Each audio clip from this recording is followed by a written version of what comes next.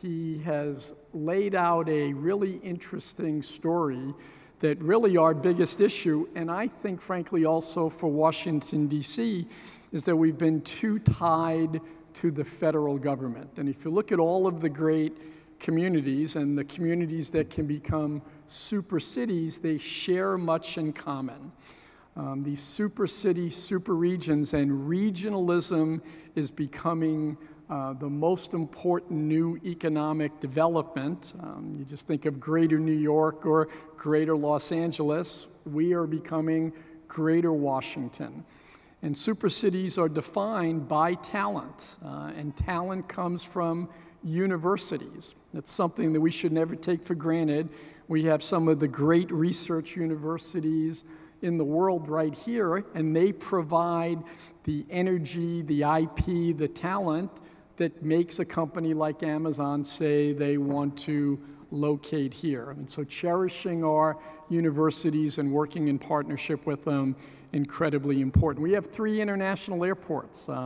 Being able to have that mobility to make the world smaller, incredibly important.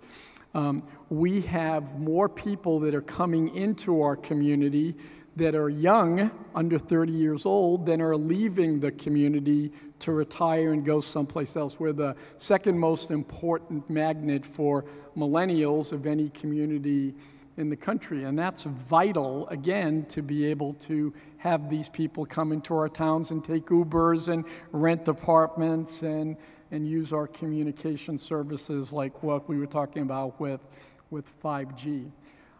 But all of these communities have a defining business around them.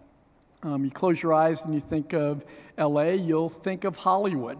Now more and more you'll be thinking about the video game and esports industry, which is really an outgrowth of those creative services and using that platform to tell a narrative in an interactive way. You think of New York, you think of the financial services industry in Wall Street.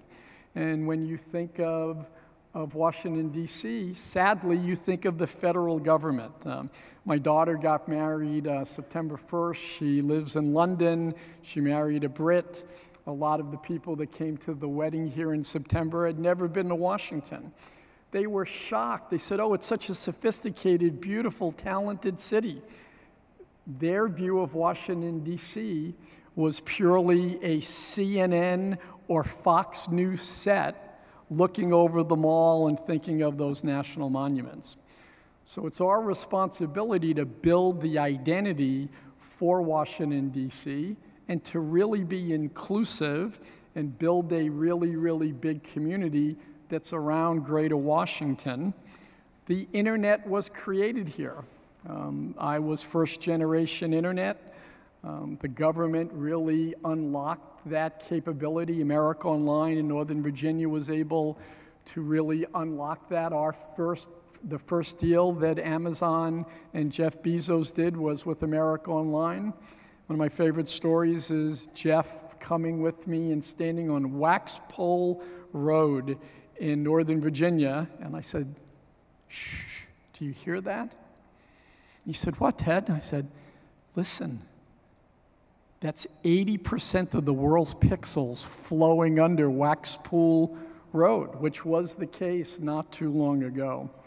And so my message to all of us is that this is the world's greatest region, and while there'll be 4 super cities, 4 super communities in the United States, 10 in the world, and we are establishing ourselves as one of the 4, Chicagoland, Greater Washington, New York City, Greater New York, and Chicagoland, we should have an aspiration to be the shining example, the greatest community, the greatest city globally. We have that opportunity, and it's thanks to the great work of the people in this room that we can get there. Today, we're closing in on being a 10 million person media market. It goes from Richmond all the way past Baltimore. I've joked, I've been courting the people from Delaware because I think we should acquire Delaware and make it a part of Greater Washington. I've told their governor and their senators It's either us or Philadelphia. Philadelphia has no shot at being a super city. Zero. Philadelphia will be subsumed by greater New York. And so they might as well come to the side of angels and be with us. The workforce here is the most educated. We have more PhDs than any city in America. Math really matters in the new economy, and because of government jobs, because of the tech jobs, we still are able to attract the best and the brightest. And so all of the universities that can get together and try and create more programs, standardized programs, around cloud services, around teaching everyone, especially women, especially minorities, on how to code and how to participate and jump over to be able to participate in this new economy and get these $100,000 plus paying jobs that Amazon will bring. I believe that that will cement what we do as a super city. The Amazon decision, as Dr. Fuller talked about, was an important step, but it's not a panacea, it's not a silver bullet. It's very wise that we know that we will be able to very easily and seamlessly integrate it. It won't cause more traffic. We already have that issue cornered.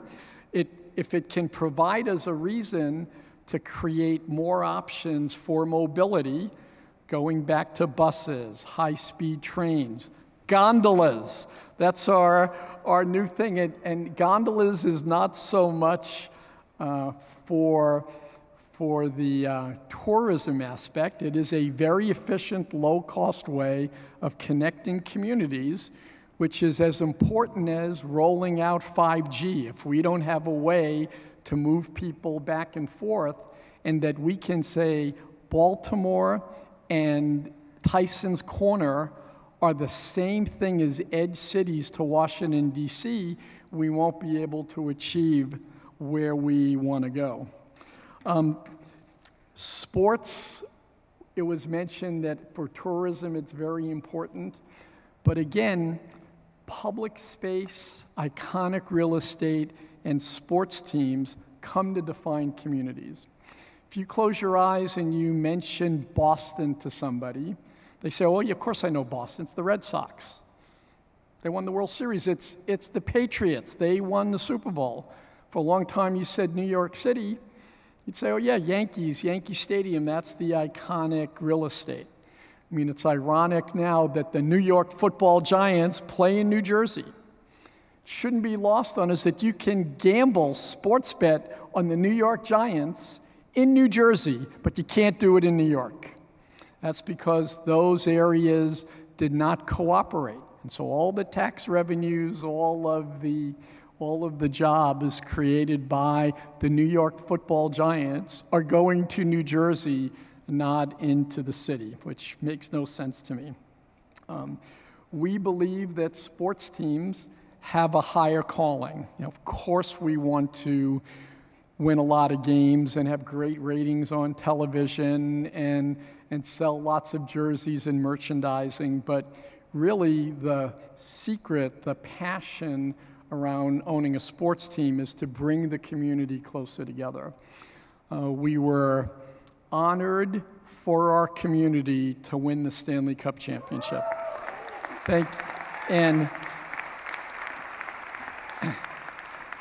And to me, winning the championship was a lifelong dream. I went to Georgetown University. I was a poor kid. I couldn't afford to go to any games. I had a rich roommate. He took me to my first Caps game in 1975.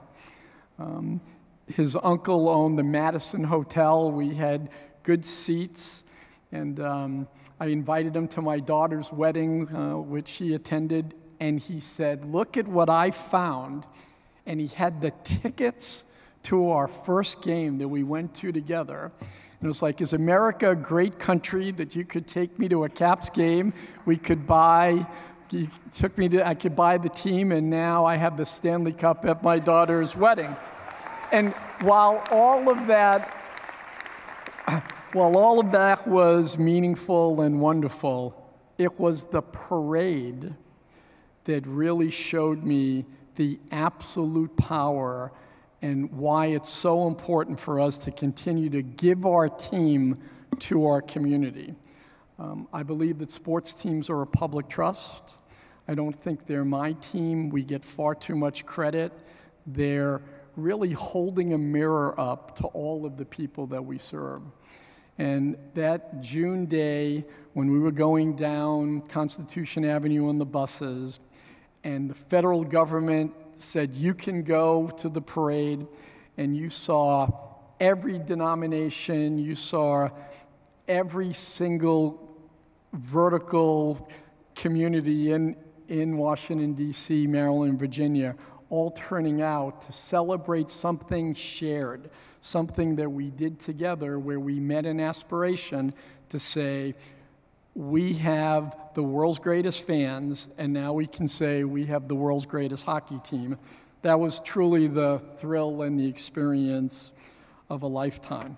And we know that the calling of these teams is to stimulate the local economy. It shouldn't be lost on us that we've become one of the largest employers in our community. We're one of the largest taxpayers in our community. I'm old enough to remember what the area and community around Capital One Arena looked like before that building went there. I went to Georgetown University, and we were told, enjoy Georgetown, go to the monuments, but whatever you do, do not go past 8th Street. That's where the drug dealing was. That's where the prostitution was. That's where the adult entertainment was. Where there was once an adult theater, we now have the Shakespeare Theater. And so we were catalytic in downtown DC, and it doesn't really need us anymore. You took it over. You've built one of the great downtowns in America right now. And when we were faced with the opportunity to build a practice facility and a new arena, we talked to the people in Maryland, we talked to the people in Virginia, and to be blunt, we talked to our mayor. And Events DC, which is this unsung economic engine. Greg, who's here. Greg, can you stand up just for 1 second? Greg is one of the great unsung heroes of our community. And it was, let's do this together, and let's do in Ward 8 what we ended up doing in downtown DC. Let's give permission to other businesses that we can make investments, we can spend money, that our people can come and attend. If you remember, when it took 10 years for Capital One Arena for us to really get excitement and get lots of attendance, and the main issue was, well, I've never been down there, and I feel it's unsafe. And today, it's the most crowded, most pedestrians, hottest community in the city. And we want to do that the same way out at St. E's, but to do it in a way that we're very, very cognizant of who our neighbors are. As I've told everyone when we cut the ribbon, I said, this is a miracle that a city government and an agency connected with the city could say, we will build this together. We will create 300 jobs, we'll create construction jobs, and we will open this on time, because sports teams, we have opening days. We have when camp opens. We took a lot of risk in doing that, and our city and Events DC worked hard, and they delivered. To me, that was the greatest advertising that we can do for any business. It wasn't Amazon. It was that our city made a commitment to a community, and we were able to build a brand new facility. And now Ward 8, which doesn't need a handout, it needs a bear hug and collaboration. We need to listen to it to make sure that we can help uplift that community in a collaborative way, now they can say, we're the only community in America where an NBA, an NHL, a WNBA, and a G League team calls home. And so that's the kind of things that we can create. And Saturday night, guess where I'll be?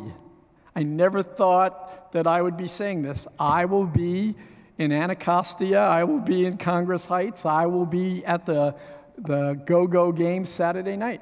And I encourage all of you to spend some time on the other side of the Anacostia, to get to know that community, get to know the people there. I think it would be a great investment of your time. I also want to say that we have been very, very successful as an organization because of Washington, D.C., because of the political infrastructure here, because of the business community, and also because at its heart, Washington, D.C. was founded as a community to be in service to others. And that's why Virginia and Maryland gave George Washington land to share to build our nation's capital. And our businesses are very, very different than businesses in New York and businesses that are in Silicon Valley and LA, because we have a heart and we have a soul, and we are all in pursuit of some kind of higher calling. We're all in a pursuit of trying to create double bottom line businesses.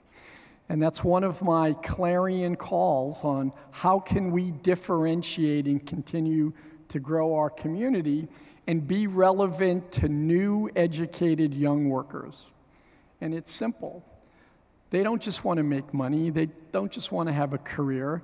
They want to be working for organizations. They want to be working with people that care about their community and that they too can be in service to a higher calling.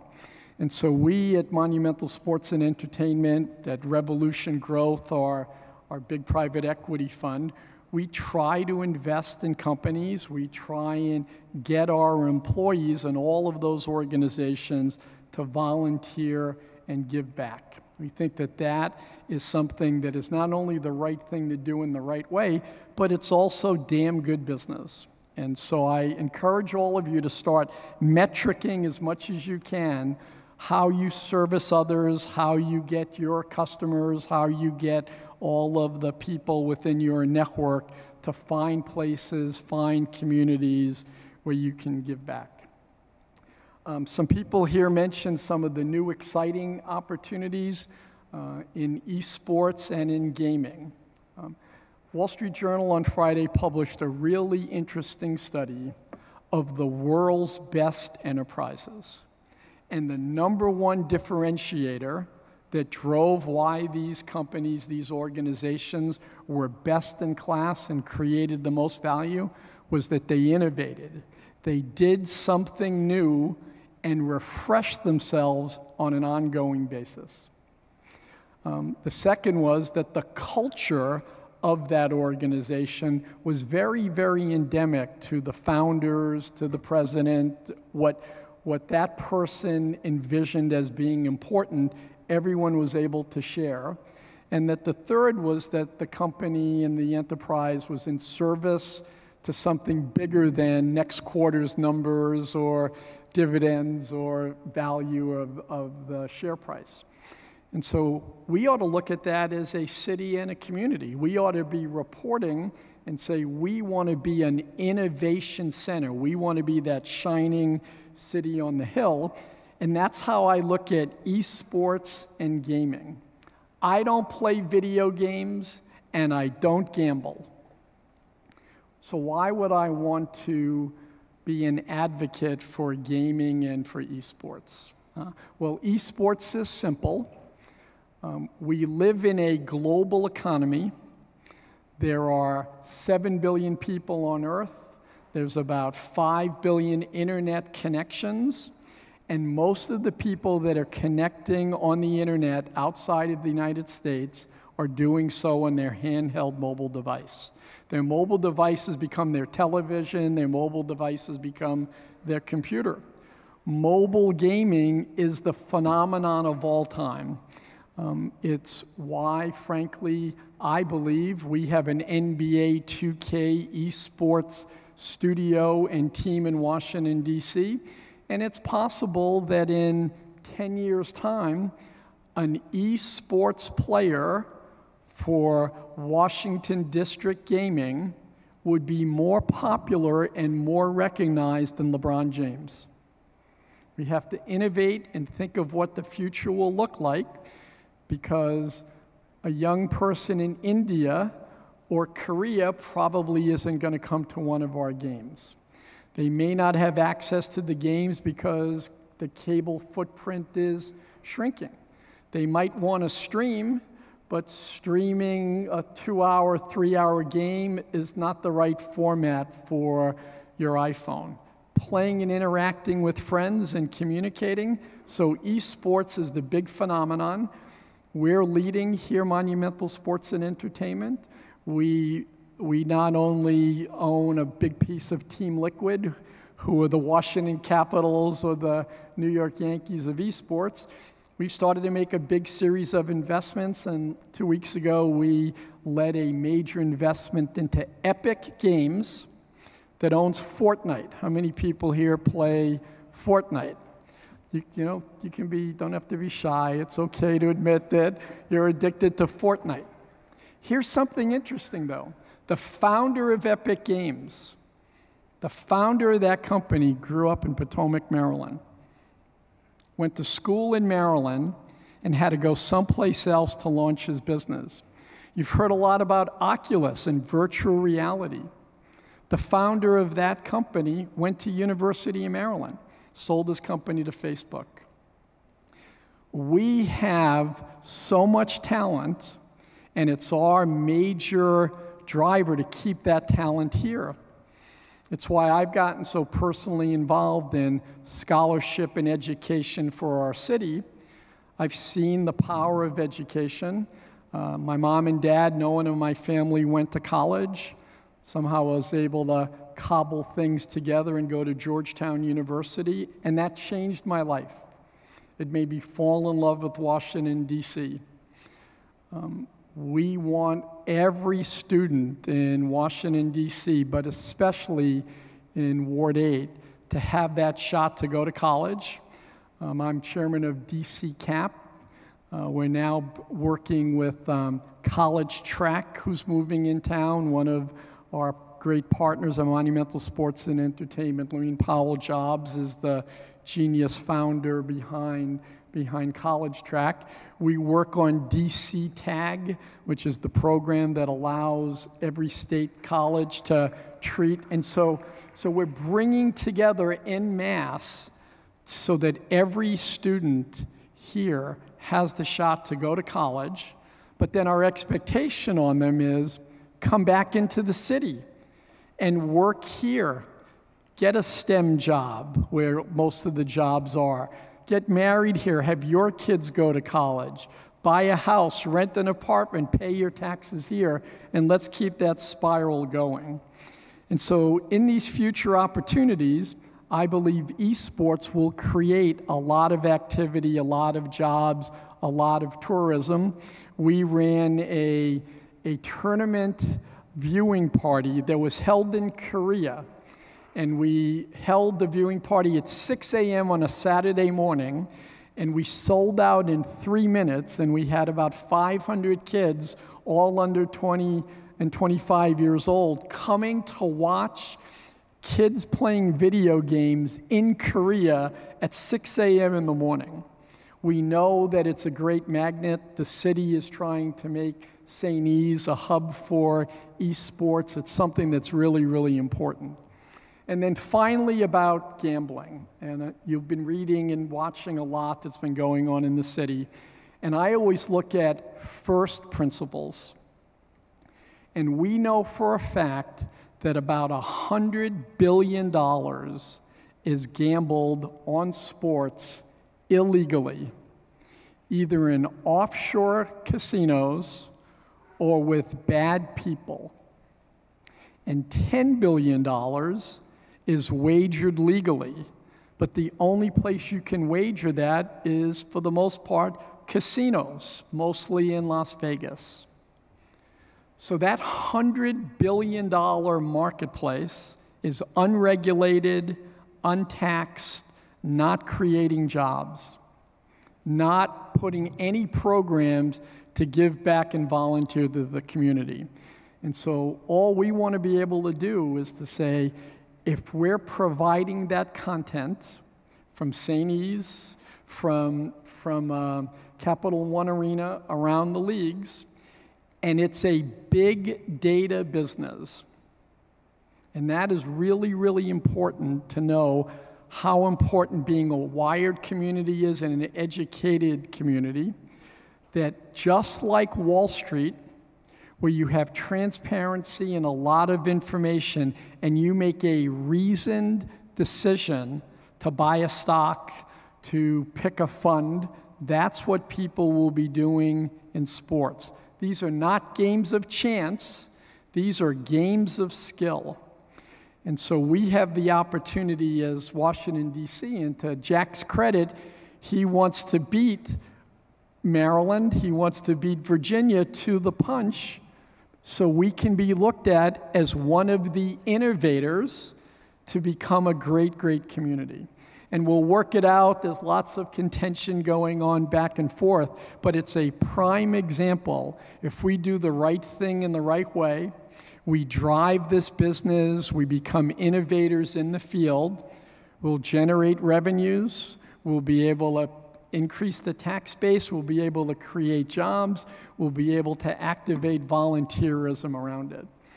And so it's a real honor to be in service to these big ideas with all of you. When you look at the annual report that's on all of your seats, it's breathtaking.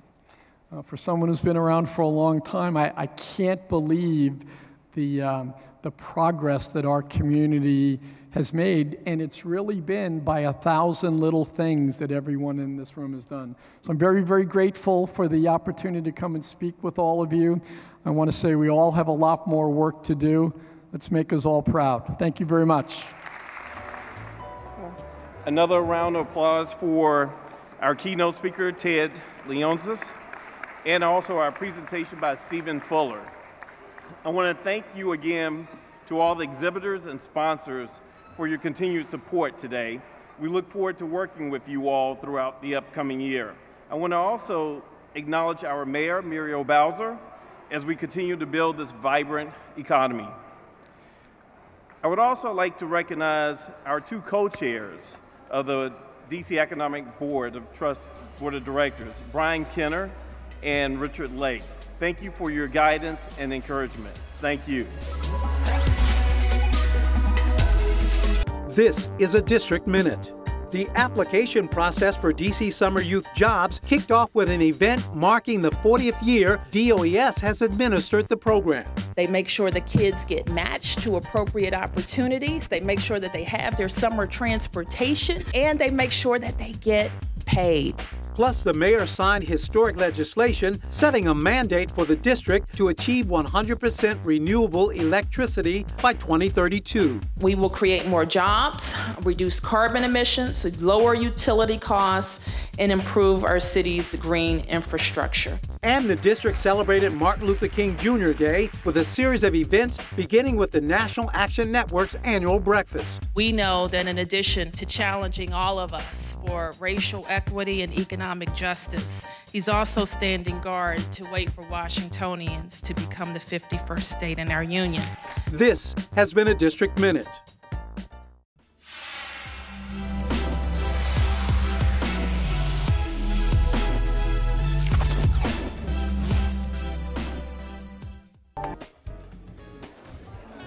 Good morning, everyone. Please come in. Feel free to have a seat. Introduce yourself to someone. My name is Thenie Freeman, and I have the privilege and pleasure of serving as the Associate Director for the Office of Youth Programs, the program that administers the largest summer youth employment program in the country. And the first mayoral order done by our great Mayor Muriel Bowser, first second term African American woman. I mean, come on, y'all. Her very first mayoral order was to rename the Summer Youth Employment Program in his honor. So we are officially and affectionately known as the Marion S. Berry Summer Youth Employment Program. So give yourselves a round of applause for that. In this space, there are many of us who have participated, who were a part of it as a host site in various capacities. And so at this time, I would like to introduce Mr. Norm Nixon to offer some reflections about his experience and just to tell you a little bit of secrets about the Marion Berry.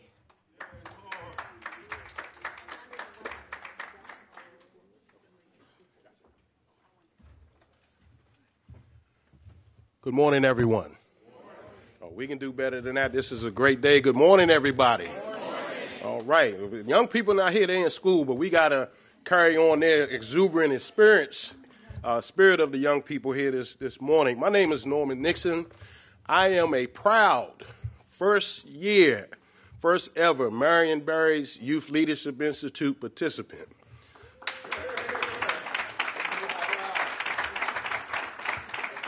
211 of my colleagues went through the first ever Marion Berry's Youth Leadership Institute. It was a brainchild of the mayor who created it to fill a void of training as it relates to leadership for young people. That same training he gained as a student leader, Congressman Fauntroy, Andrew Young, so many of Dr. King's lieutenants who went on to become elected officials and leaders in this nation. I grew up in Park Morton Public Housing. Now, never forget, the resident council president said, I'm sending you down to Howard University to participate in a program that was just created. Don't get in any trouble. And me, as a young person living 6 or 7 blocks away from Howard University, I was enthralled to be able to stay in the dormitory. And I met so many other young people from across the city, and we made a decision after our 2 weeks of training that we were going to make a difference in this city. I met Mayor Berry. I was actually in the training room sitting on the floor, tired, because we stayed up all night and went to work during the daytime. And he came and shook my hand and asked me what was I doing with my life, and said that I'm going to offer you the opportunity to be an intern in my office. So I was an intern in the office first. And then he later called me one day when I was 18 years old, and he said, there's an office out there that is going to be on the ballot, and I think you should run. And he said, what do you think about it? And my heart kind of sunk down a little bit, but being the tenacious person I am, and I said, yes, I'll do it. And so at the age of 18, I became a delegate to the D.C. Statehood Constitutional Convention, thus making me the youngest person to ever hold an elective office in the District of Columbia. And so a very proud moment for me. I got to know the caring side of Marion Berry. He gave me the opportunity to be, I was an advanced man for him, and some of the situations, I can remember playing basketball with him over in Potomac Gardens, me and him playing against the other young people, and him saying, give me the ball, give me the ball. He taking all these shots, and he wasn't making them. So I said, man, I need to shoot the ball, and so I took some shots, and just to see him, I mean, he took his tie off, rolled up his sleeves, and in his shoes was out there playing basketball with those young people.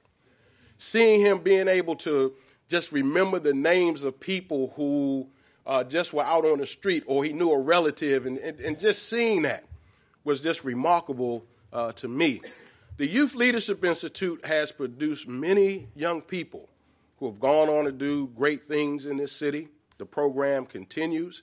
But just last night, one of the Institute alumni, Marcus Batchelor, became vice president of the D.C. State Board of Education.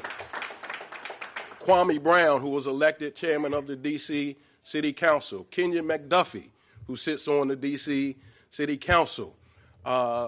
We have Jory Russell, who's the chief of staff for Angela Also Brooks, who's the Prince George's County executive. We've had young people, NFL, Lania and Tamara, who are Mrs. Barry's daughters. Lania, I saw her on TV and in movies. She had a start in a television series.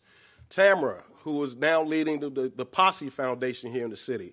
So whether it's from education, politics, arts, any field, Marion Barry encouraged us wherever we landed that you need to be a leader. What I really appreciated about him, though, was I can't even remember the year, when the Howard students protested and the riot squad was about to bust in the doors and was about to take over the building. Kimry Hughes, my colleague Kimry Hughes, and I got a call from one of the Youth Leadership Institute participants who was on the roof, helicopter flying over the building. And he said, I didn't know who else to call, but they're about to break in here and do harm to these students.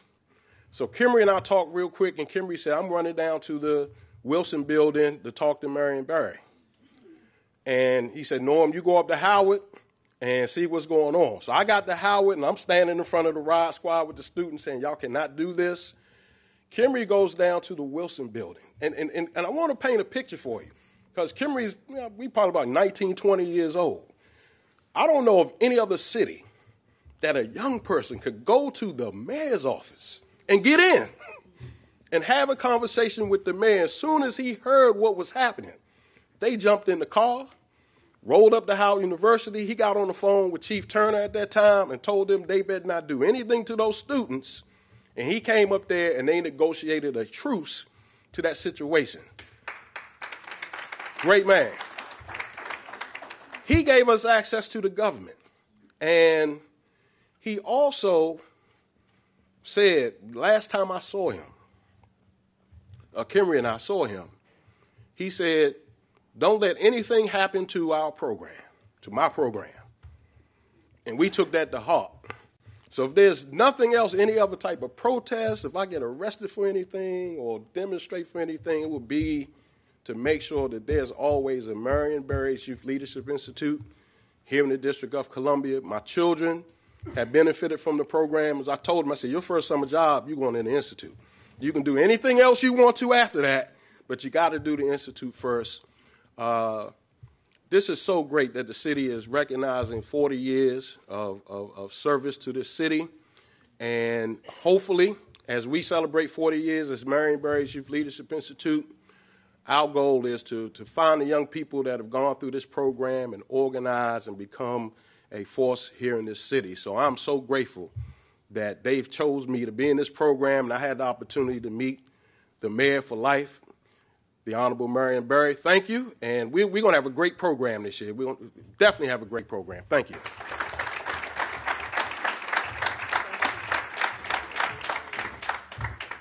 Awesome. At this time, we'd like a testimonial from one of our host partners, Mr. Farad Tate, who also went through the program and is now a host and hires youth. And he's going to expound on that. I stand here humbled, as well as having so many opportunities where men and women have guided us through this process of life. And I stand here humbled because if it wasn't for this institute, I would not have met my best friend. I would not have had the opportunities of starting the businesses and inspiring and impacting the lives of other young persons behind us. So I stand here also to challenge any business in D.C. that doesn't understand it is your responsibility as a business owner to reach back and give a young person an opportunity. When these young people have reminded me that my business was not for me. My business was only a platform for me to serve my community that has given me so much. And so I challenge every business out there, every person who has the ability to hire someone, to give a young person who doesn't have to look like you, but that young person is you in somewhere. That person is you. Give them an opportunity to experience work, to wake up for something every day that will make them realize that life is worth living. And when we live it together, imagine what we can do to make this world a better place. So it's this institute that taught me that. And it's you all that remind me that every day when I think I cannot, I know I can, because I stand with you. Thank you so much for this opportunity. I challenge you to let's get it to the next level. I know we can.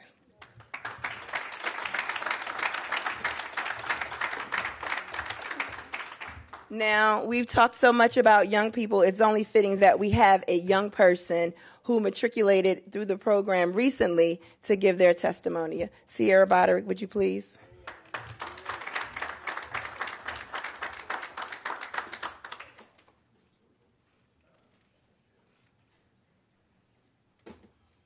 Hello, everyone. Hello.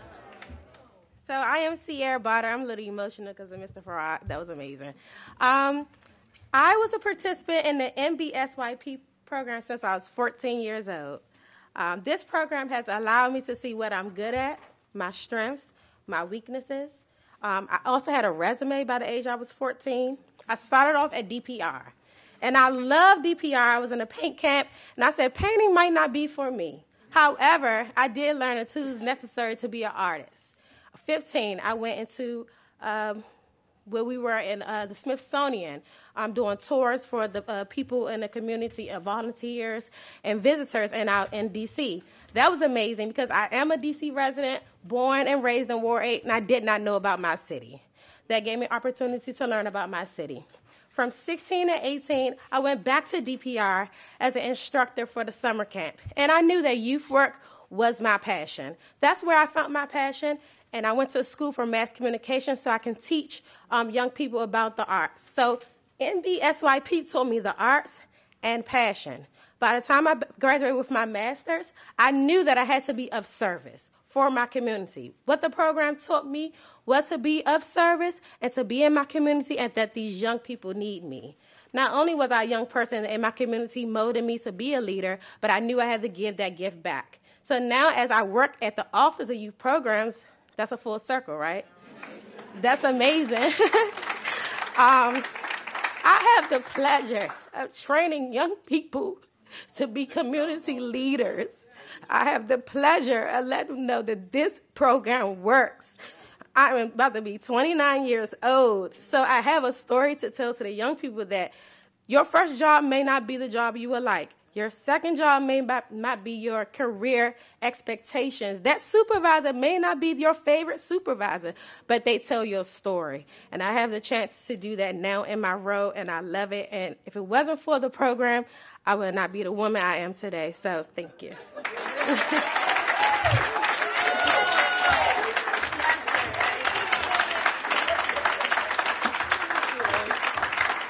She got you crying. Now, y'all know when y'all get Choir Masters Berry crying. It is so befitting as I introduce the First Lady and the matriarch of the Marion Berry Summer Youth Employment Program to the stage. She is a dynamic and fearless leader. You have not served youth until you've served with Choir Masters Berry, because she does not take no when it comes to her youth. It's no ifs, ands, or buts, and you have a 5-minute window to call her back. Literally. So without further ado, I'd like to bring the matriarch up to do her magic.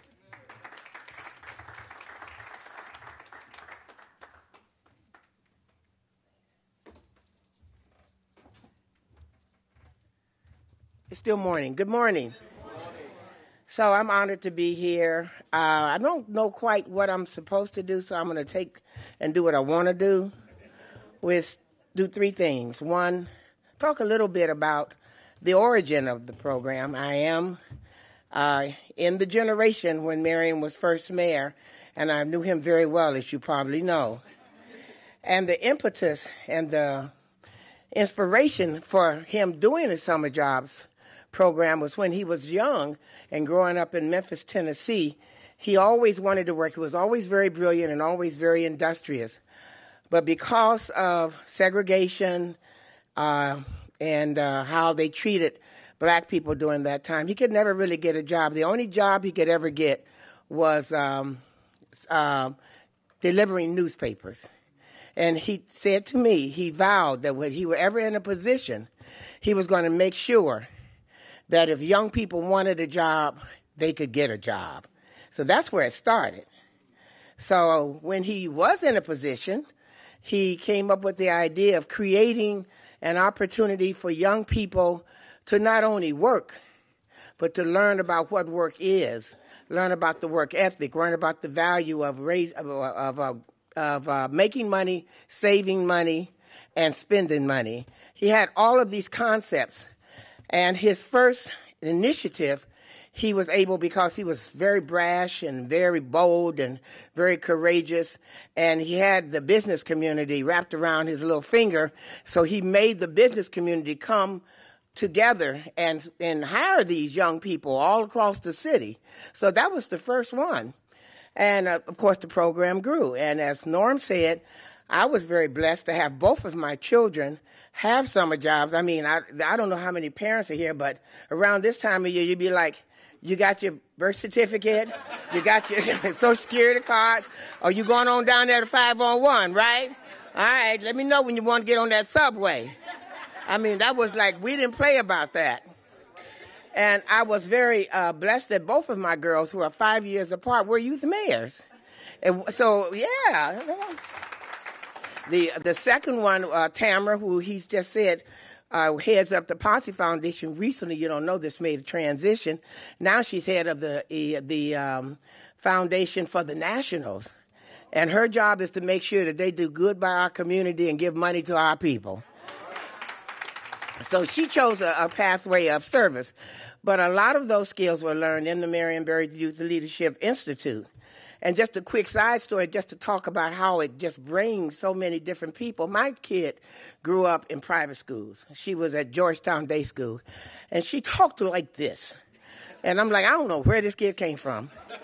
But she decided she wanted to be in the institute, and I was like, I don't know if that's going to work, because, you know, the community. So I put her in there, and I hid behind her, because I think they were going to beat her up at American University, and it seemed like she survived. I said, okay, she made it, so they're not going to just beat her up. And then she came to me and said, Mom, I want to run for youth mayor. I said, I don't think that's a good idea. But she insisted. I even called the director and said, Tamara wants to run for youth mayor. I said, don't let her. So I said, 'cause she ain't going to win. It's going to hurt her feelings. She said, no, we're gonna let her run. She made her running partner, which was a city administrator, I think it was mayor and city administrator, a young girl who was at Mayfair Mansion. Okay? They handled that thing, and she became youth mayor. So I'm just saying, lots of things happened, and some of her lifelong friends came out of the Institute. So it's just wonders that they do, and then people are situated, as he says, all over the world. So that's the one thing I want to talk about. The second thing I want to talk about, on the other side of it, I do programs for kids. And we've had many of our youth in the Mary Berry Summer Youth Summer Program. And it's been wonderful. Now, I have to admit, when they come to me, they're in trouble. Because we have pretty strict rules at the Southeast Tennessee Learning Center how you're supposed to act. You got to dress right, talk right, get there on time. If you're there on time, you're already late. You got to be here 15 minutes, get your stuff up, blah, blah, blah. But it stays with them. So recently, Mayor, I'm going to tell this story because the next most important thing I have to do is talk about you. I was with a young man, and I say, bless his little heart. He had some ideas about what he wanted to do in life. And one of the things he wanted to do was be mayor of Washington, D.C. I said, well, that's great. Where do you live? I'm thinking, like, where you live, northwest, southeast. He said, I live in Maryland. I said, Maryland? And he said, yeah. I said, okay. Well, how long have you lived there? He said, all my life. I said, so you want to talk to me about being mayor of a city you've never even lived in? I said, well, I think it's going to be kind of hard to have this conversation. And then I thought to myself, okay, be nice, be nice, be nice, be nice. So I said, well, just tell me what, but he works here, and that's all I'm saying. He works for the D.C. government, so that's what inspired him, but he's always lived in Maryland. So I said, well, why do you want to be mayor? And he gave me this answer. I said, well, if you lived in the city, I would probably tell you, you don't have to be mayor to help fix that, but I can't direct you to a council member or ANC person because you live in Maryland. So he said, well, I said, well, what do you think about the president here? Well, I think that she should be doing some other than the Mary Berry, because that's Mayor Berry's summer job program. I said, honey, Marion Berry's dead. What this mayor can do is sustain it, grow it, improve it, and promote it. That's all you can ask. And no other mayor since Marion Berry has done for the summer jobs program what Mayor Bowser has done. I love you for that. I appreciate you for that. And with that, I want to introduce you to Mayor Bowser.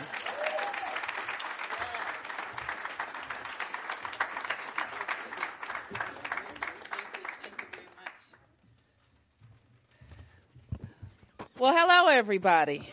Let's give a big hand to our First Lady, Cora Masters-Berry. Let's thank her for her service to the District of Columbia and her service to particularly young people in the District of Columbia.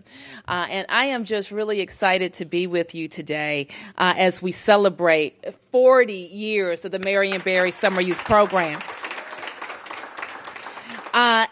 And you know why we're here. Most of you do. There will be many people who don't, because I asked myself the question, we're going to a museum. That's great.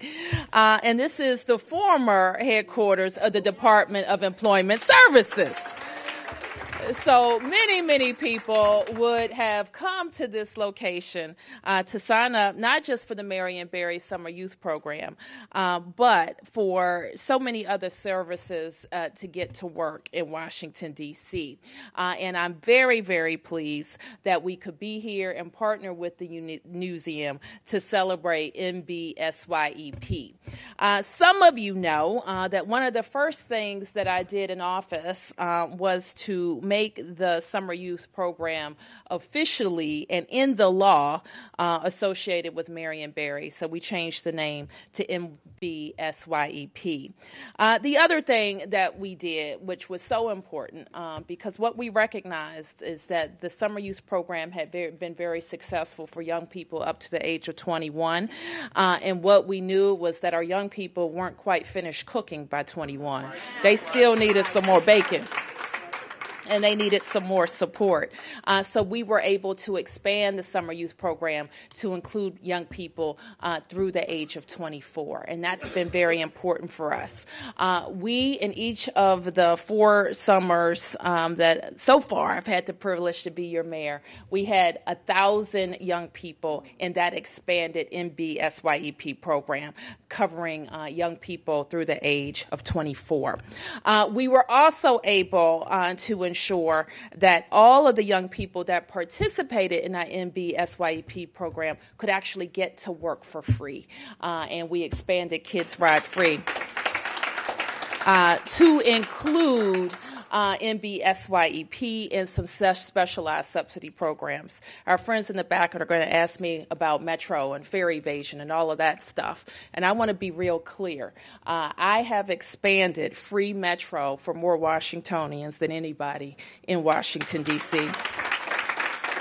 I started with Kids Ride Free on the bus. We expanded it to Kids Ride Free on the rail, and we have expanded the populations of Washingtonians who have been included in it. So I want to make perfectly clear that we support Washingtonians and getting to work and putting money in people's pockets, but we do not support lawlessness on the Metro. And so we're going to work with all of our communities and the members of the council to make sure that we can help Washingtonians in the way that they need to be helped and do it in the most efficient way. I want to thank our Department of Employment Services. You heard earlier this week that we have aligned our DOES work with our education work across the city, and the Department of Employment Services is now included in the Public Education and Workforce Cluster led by Deputy Mayor Paul Klein. So let's give our leaders a big round of applause for the work that they are doing. Very quickly, I can't say it better than Cora has already said it. MBSYEP serves 10,000 young people every summer. So let me just emphasize what a Herculean task that is. DC government is about 33,000 people, right? So every summer, DOES stands up a government organization that's about 1/3 the size of the entire DC government. They make sure that the kids get signed up. They make sure the kids get matched to appropriate opportunities. They make sure that they have their summer transportation. And they make sure that they get paid. Okay? So that is no small task, and it took vision. Marion Barry had two favorite words, vision and courage. And all of those things came together 40 years ago to start this program. And every year when we talk about its budget and its operation, it continues to take vision and courage so that MBSYP is here for years and years to come. I want to thank and acknowledge the council member, Alyssa Silverman, who is here. Give her a big round of applause. Alyssa chairs the committee that oversees DOES. I want to acknowledge former Council Chairman Kwame Brown, who's in the audience. Thank you, Kwame, for being here and always being supportive of the work that we need to do together as a city. With that, I want to continue to offer my congratulations, but I also want to offer a challenge to our young people. Sign up. You heard the First Lady. Get your documents together. Don't wait till the last minute. So, last year, every year I say that. Every year. And last year somebody called me and they were mad. They had a full head of steam. Why do those kids have to stand in that long line and blah, blah, blah, the whole line? And I said, well, what about the last, 2 months that we've been signing up? Where were you? All right? So I need everybody's help in spreading that word. It is January. All right? So don't call us in June saying you messed up and I don't want to have to stand in that line. And isn't DC government terrible and DOES is the worst? And I'm going to say to you, what about January, February, March, April, and May?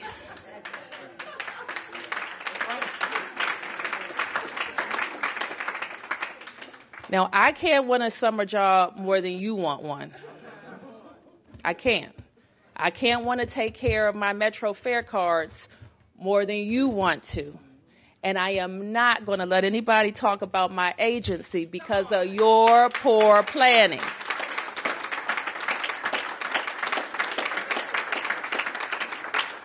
So let's end on a positive note. We're all going to start, when we start signing up today, we start signing up right now. So we're going to tell the council members. We're going to ask them to talk to their ANC commissioners. We're telling all the school counselors. We want all the parent groups to know it's not hard to sign up. We want to make it easy as possible, but we need you to do it. Okay, congratulations, everybody.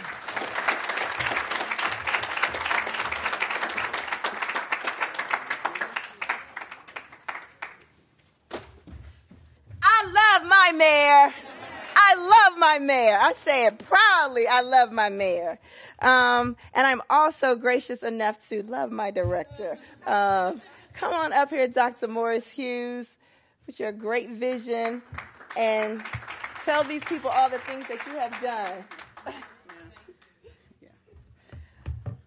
What I want to say, just a couple of things really briefly. There is a special place in this world for any adult that cares enough to act and serve for young people. Our mayor, my mayor, Muriel Bowser, has done that. What people don't know is that in the last 4 years, under her leadership and vision, we have sent nearly 100 young people who are in the Summer Youth Employment Program and the Institute to South Africa. That is tremendous.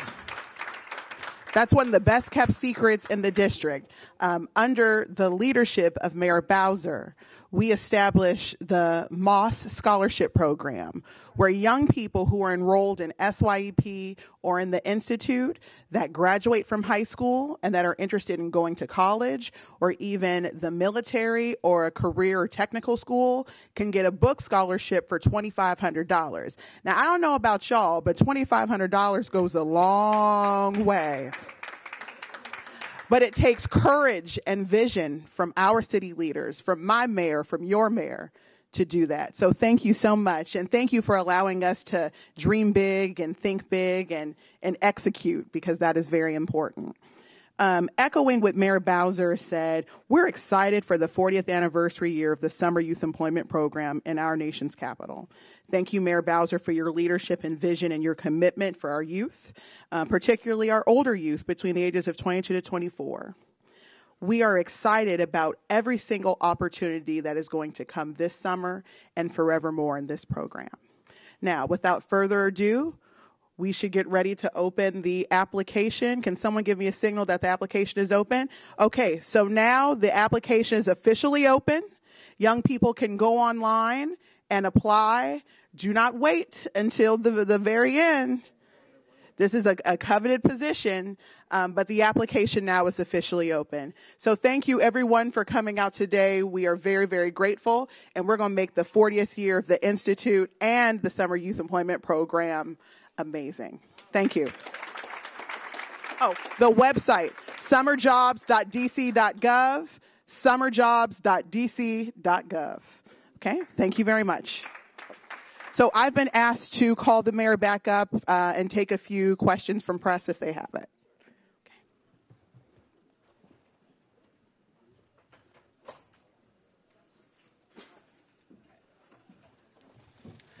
Press questions on DOES, summer jobs, and I'll deal with a topic in a huddle following. Any questions? Mayor Bowser, in case you missed it, could you give us just kind of an overview of the decades of the program? How many youth have been served over the years? How many total? That's a good. We have a number that we estimated at 500,000. 500,000. Mm-hmm. Youth. What does that say about the program and how important it is? Well, I think that it says that it has been consistent, a mainstay, summer after summer, where young people are getting opportunities. I think you have been able to see multiple generations in the summer youth program, parents and children who have been able to go through summer youth over the last 40 years. And I think it says that it's been effective at connecting young people. And the young lady who was speaking, I don't know what she said it perfectly, that we have to expose young people to careers. And we may also be exposing them to, maybe they decide, I don't want to do that. And it helps focus them on the things that they want to do. And it also puts them in contact with caring adults who can help mentor them. So a kid may have a dream and they have no idea how to realize it. Or they may have no idea what it means to say, I want to be a doctor. And they have to learn this is how much it pays. This is how much school you have to go to. These are all the resources that are available to you. They may be exposed to other high demand fields, for example, cybersecurity and forensics that we have a tremendous need for right here in our city. And the earlier that they are exposed to it, they can start making decisions in school, for example. If I like watching CSI, because this is where their dreams start, then I can meet an actual scientist that works for DC government. Then I can learn about the huge demand there is, for example, for examiners to look at ballistics that we can't hire for in DC right now. So they can start taking classes in high school to get them ready. And they can be turned on to the experiences that gets them ready. That's how we connect more DC residents to high demand jobs. And it starts with a spark. And we can feed that spark in the Summer Youth Program. Quick question, Mayor. Could you ask a question? How many of the people here were in the program? How many alum do we have for MBSYP? Yes, that's a lot. Fantastic. Okay, thank you, everybody. You had a question? Was there a community question? Okay, very good. Thank you.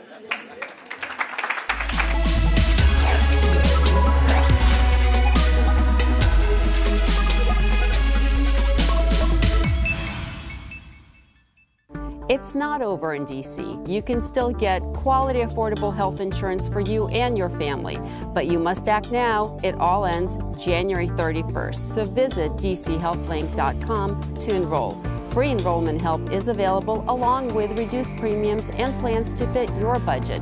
Visit dchealthlink.com today or stop by an enrollment center or call us at 855-532-5465. Get covered, stay covered. If high heating, season utility bills and a low household income sound familiar, help could be available to DC residents from Pepco, Washington Gas, Verizon, and DC Water discounts, potentially trimming hundreds off utility bills for income-eligible residents. Call 311 today about qualifications and required documents. Visit doee.dc.gov/UDP for online details. Apply for the Lifeline Service telephone discount at 800-253-0846.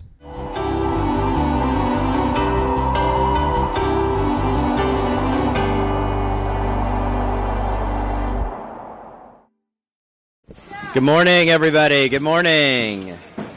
Welcome to the Phase 2 construction start for 555 East Street Southwest. That deserves some applause. We are very happy to be here and glad that everybody joined us in what is, everybody can hear, an active construction site right this second to really be able to kick off this great project.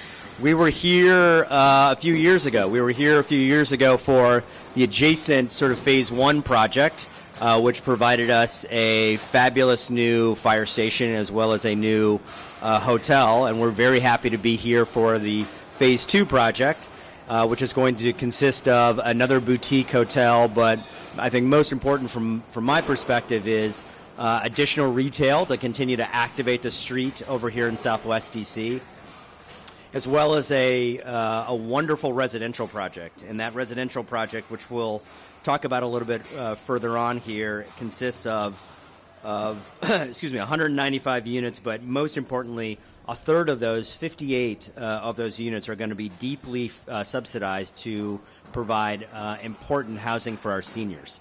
And that is going up to 50% of AMI, but we're also hitting that important 0 to 30% of area median income for senior housing. And so we know that is important. Yes, we know that is an important segment that we need to continue to focus on here in the District of Columbia. As is usually the case, projects like this cannot happen without lots and lots of people making sure that it is successful.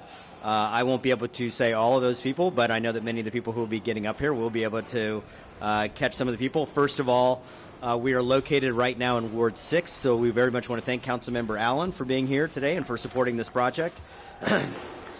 We have sort of the two-thirds of the housing trifecta in the District of Columbia. We have Todd Lee, the Housing Finance Agency Director, and Polly Donaldson, the DHCD Director. Thank you all very much for providing important financing pieces to this puzzle. And finally, we have the DEMPED team, because this has been in our portfolio, the Deputy Mayor's Office has been known as Parcel 69. And for those people who are familiar with our portfolio, they will know that this has been a project for many, many years in our portfolio. So we were happy to see it come to not only construction start, which is where we are here, but as we've seen, construction completion on the first phase. And so I very much want to thank project managers Joe Lappin, lawyers Javier Beltran, Jessica Carroll, and our Director of Real Estate Development, Sarosh Opadwala, who is wearing a coat today. So that's really great. He sometimes doesn't wear coats. As I mentioned before, this is a great example of providing quality, not only a quality product, but something that we really need, which is senior affordable. I like to say that I've got 3 jobs, and the mayor reinforces it. I have 3 jobs to make sure that we're getting affordable housing in the city, making sure that we're employing D.C. residents, and I think you can see and hear the fruits of that employment happening right now. And then the final one is increasing tax revenue. And the importance of increasing tax revenue is that the tax revenue provides for important services that we have in the district. That is our fire, our police, our schools. And so taking what was in many cases around this project underutilized property in the District of Columbia, it's putting that back on the tax rolls to make sure that it is contributing to the District of Columbia. None of these things are possible. This project, our ability to be able to create affordable housing, tax revenue, and jobs, none of those things are possible without the leadership of our mayor. Our mayor has said from day one when she came into office that long-standing projects in the District of Columbia, she's going to prioritize those. This is a great example of that. And most importantly, not only are we going to prioritize those, but we're going to make sure that we are thoughtful about how we approach them. We are going to think about the people of the District of Columbia and how it can impact not only them, but the neighborhoods that they live in. And so I have the distinct pleasure in welcoming up our mayor, Muriel Bowser. Well, hello, everybody. I am really happy to be with all of you this afternoon and very happy to follow Deputy Mayor Kenner, who has done an outstanding job for us leading the Deputy Mayor for Economic Planning and Development Office, in addition to a huge portfolio of agencies that support people going to work, people getting affordable housing, and growing the economy in Washington, D.C. So thank you, Deputy Mayor Kenner, for all of your leadership and hard work. To also Councilmember Charles Allen and his team, who are very smart about how we work to produce housing and jobs in Washington in the great Ward 6 community. So we thank you, Charles. I saw the Southwest bid here. Let's give them a big hand. It's always wonderful to have a team of people focus each and every day on a community being clean, safe, programmed, and championed, and that makes a huge difference.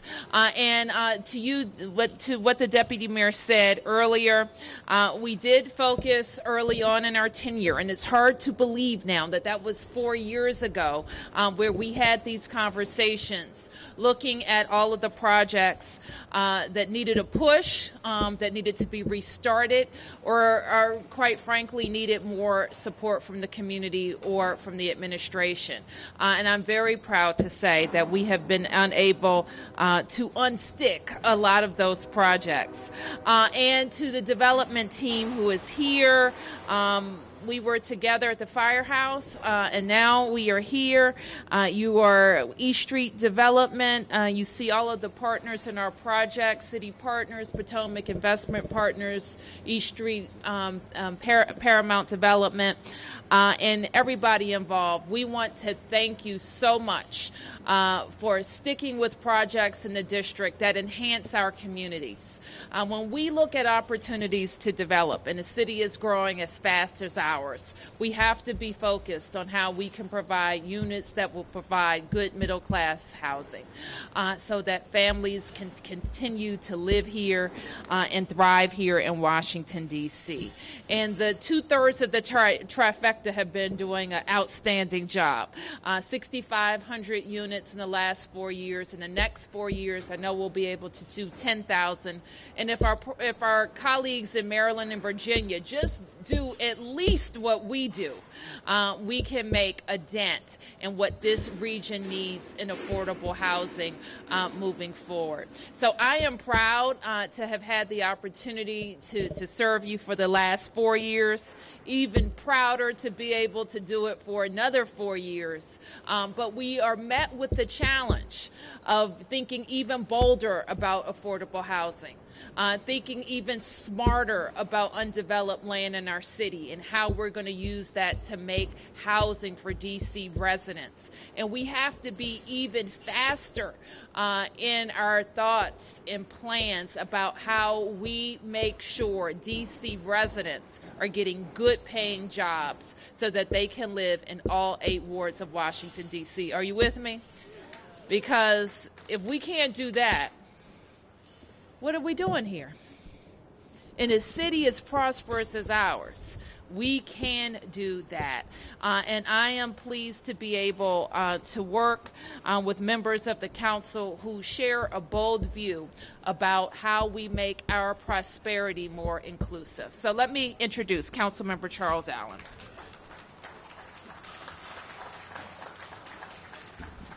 Thank you, Ms. Mayor. Let's give our mayor another big round of applause, everybody. I started in this job 4 years ago. She started in that job 4 years ago. Of course, she had been on the council before then. And I'll say one of the things that I have been thrilled to partner with our mayor and her entire team about is on projects like this. And I think she's being modest when she says give a little push every now and then, because she hasn't been afraid to shove when necessary to get projects going. When we came in 4 years ago, there were a lot of projects all around the neighborhood and around the city that needed a really strong push, needed to either be rethought, kick-started, needed to figure out how to unstick them. And the mayor has been a champion with that. She's got Brian and a fantastic team, everybody from our housing trifecta as well. So let's give them all a big round of applause for big projects like this. And I'm proud that in Ward 6, almost a full quarter of the affordable housing that we've been building out, I think, over the last 5 years has been in Ward 6. And I say that with pride because we know the value of making sure that we are building out in big ways and smart ways and affordable housing for all of our neighbors. And this project's going to continue on that. And you can see with the almost 200 new housing units, a very substantial number for affordability, for our seniors. It is great news. There's one other part that I'm excited about this project, and that is when you think about our Southwest community and its extension up towards the mall. For a very long time, and I saw Andy Litsky from ANC6D here earlier. Let's give the ANC6D a round of applause. For a long time, this has been really dominated by kind of this federal footprint, and it hasn't done the job that it could do to connect our neighborhood just on the other side of the freeway to the mall. And it's projects like this, they're going to help knit that together with new housing, with retail, with jobs that are being created. I met some incredible young women on the way in that are already working and employed across the street. This is a project that's going to be, I think, a linchpin in how this neighborhood continues to grow, that it's going to have the type of retail and amenities that help serve it, but really make it so we don't have this place that shuts down at 5 o'clock at night when somebody leaves a federal office, but really is a continuity and continuation of our neighborhood all the way up and towards downtown. So I'm excited by this. Really excited about the project that we've had here. And again, grateful for the mayor, for Brian, for everybody for getting us to where we are today. So I think I am now going to be introducing our partner from City Partners, Jeff Griffiths, who has been, he's shaking his head at me. Andre, come on up too. Jeff has been a big champion across the street, the project here, and I'm really proud of the work we've done. And I see that Jeff has grabbed Andre from the Southwest Bid as well. So maybe I'm introducing both of you to come up at the same time.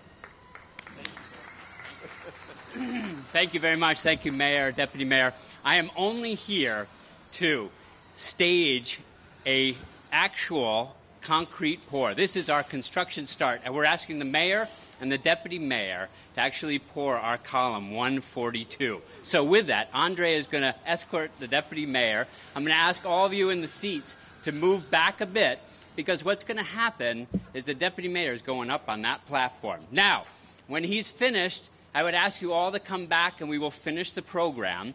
But this is an exciting opportunity. We utilize the mayor's time while she's here. So if we can all just move gently.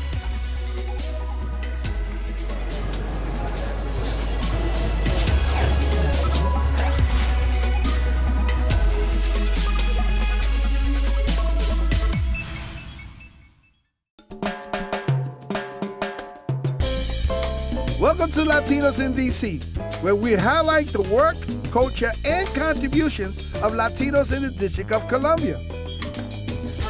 My name is Antonio the Cuban Cigar Smoker, and I will be your host. So sit back, relax, and enjoy the Latin flavor. El sabor latino.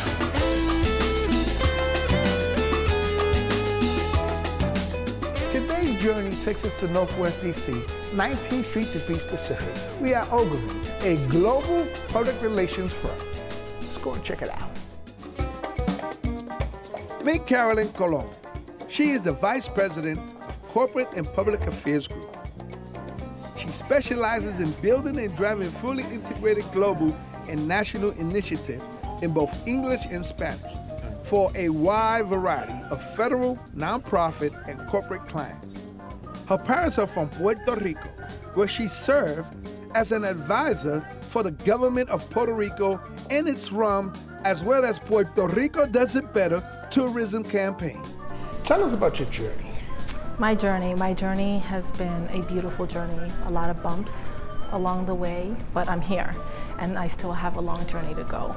My journey started in Brooklyn. I was born and raised in Brooklyn, New York, and then I had the great privilege of spending many summers and living actually in Puerto Rico, in Mayagüez, in Coamo. I remember I learned to swim in a river. Like, who does that, right?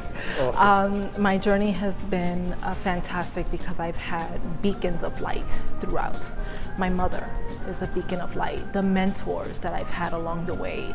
So my journey has gone from this young girl in Brooklyn, this tall little skinny girl in Brooklyn, who wasn't American enough, right? Because I had an accent. My first language is Spanish. I learned how to speak English watching Sesame Street with Mommy. Oh, wow. Okay. Watching Sesame Street with Mommy. And I learned English in school.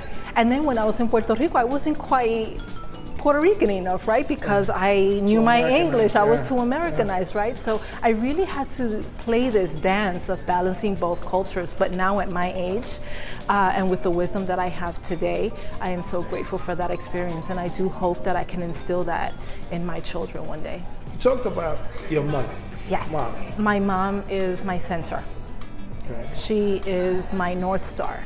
She's who I go to if I'm going to an interview, if I am about to pitch a big piece of business. I do not pitch that business without calling her. That's my girl. It's a lot of diversity in your office, and I see people from white to Latinos to African Americans. How is the energy of all of you working together? How is the vibe when you come to it? Because what I notice is that, you know, it's not I would call it a stuffy environment that you have to wear your suit and your tie. You're more relaxed, more casual. But I mean, you definitely are Latina all the way. But how is that environment and that energy in the office? So I can speak about my industry specifically, right? And so my industry specifically, we're a little more loose, right? Washington, D.C. is a more conservative town. You go to our New York office or any office around the world, and you know, you're gonna see different styles in every office. We were a bit more conservative. I mean, it was no jeans, but you know, it was very conservative dress, and we had separate offices, but we've shifted. Because if you want to implement change and if you want to grow, you need to shift with the times. So now it's a casual setting, it's an open space setting. So we have the opportunity to collaborate. Diversity is important. I think that we're getting there, and I think that there's a lot more to do. I think that we need to have someone from every background. All companies need to diversify their pool of talent. Absolutely. So that you have these different minds, these different ideas, these strategies, these insights all come to one table. As a Latina woman, do you feel a lot of pressure in the position that you are? And if so, why? I do feel pressure as a Latina, and you know, holding this position as a vice president for Ogilvy. Ogilvy Public Relations is one of the top public relations firms, and not just in the US, but I mean globally. So it is a great honor that I was recognized as vice president. It is a great honor that I can fill these shoes well and do great. I'm again surrounded by tremendous colleagues who are very smart, and they help me become a better vice president. But as a vice president, a Latina, a woman of color, in this industry, and while we're growing, again, you don't have to be good, you have to be great. And even when you're great, you still have to be better than great. You constantly have to prove yourself, because it is our job to break down the stereotypes. Right. I am calling the shots, I am working with the strategy, I am managing the team, I am managing the budget, and I am reporting back to our client. I am not just this Latina who the media and television portray as fiery or just sexy. I can be all those things, right? But I'm smart. And now for the last question. What is the message that you want to give a young Latina or Latino who is watching this show right now, who has aspiration, who has a dream, or perhaps maybe doesn't really see themselves getting to the next level, or maybe doesn't have somebody to guide them, to tell them the right thing? What would be your message that you would give those young people right now? Keep your ears open because there's opportunity everywhere. Listen. When someone is giving you advice, listen and take that advice. I'm not telling you that because I'm a know-it-all. I'm telling you that because I've walked down that road at least 5 times because I was being a hard-headed knucklehead like you were, and I know where the potholes are. So listen to people when they're trying to give you counsel. And if there is a Latino or Latina today watching this and they need counsel, they need advice, look for me on LinkedIn, and I'll be more than happy to spend some time with you and help guide you in any way I can. Thank you for watching Latinos in DC. Hope to see you next time so I can give you some more of that Latin flavor. Sabor Latino.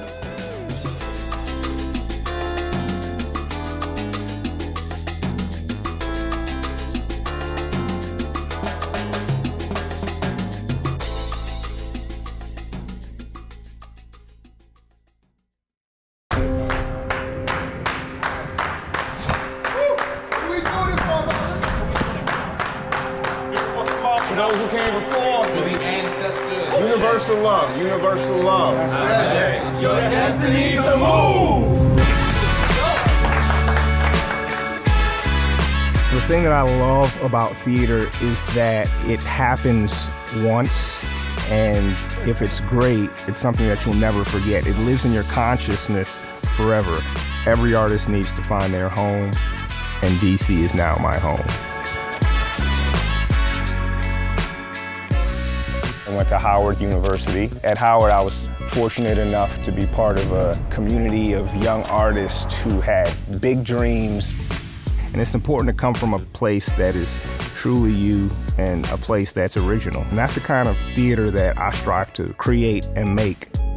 Theater that really ignites the soul of the audience. We live in a city that is our nation's capital, but isn't necessarily thought of as our nation's cultural capital. The theaters in DC are embedded within communities. Part of that is in our theatrical bloodline.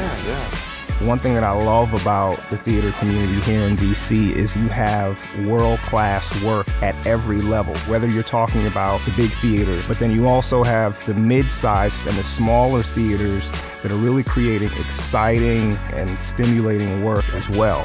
Let's just go from the waving part, just to let you touch that. We're trying to raise consciousness. We're trying to bring beauty into the world, and we're trying to make people think while also hopefully giving them an experience that they'll never forget. It's all about inspiring and elevating the souls of the people who come to see the work we do. So let's just go from the top, you know what So I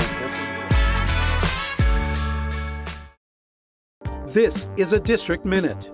The application process for DC Summer Youth Jobs kicked off with an event marking the 40th year DOES has administered the program.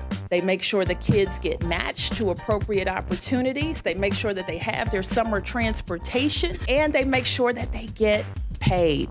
Plus, the mayor signed historic legislation setting a mandate for the district to achieve 100% renewable electricity by 2032. We will create more jobs, reduce carbon emissions, lower utility costs, and improve our city's green infrastructure. And the district celebrated Martin Luther King Jr. Day with a series of events beginning with the National Action Network's annual breakfast. We know that in addition to challenging all of us for racial equity and economic justice, he's also standing guard to wait for Washingtonians to become the 51st state in our union. This has been a District Minute.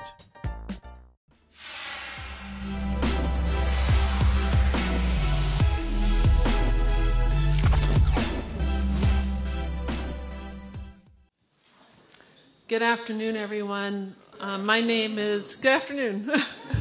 and welcome. My name is Chris McEntee. I have the privilege of being the Executive Director and the CEO of the American Geophysical Union. We could not be happier or more thrilled to welcome you to our newly renovated building.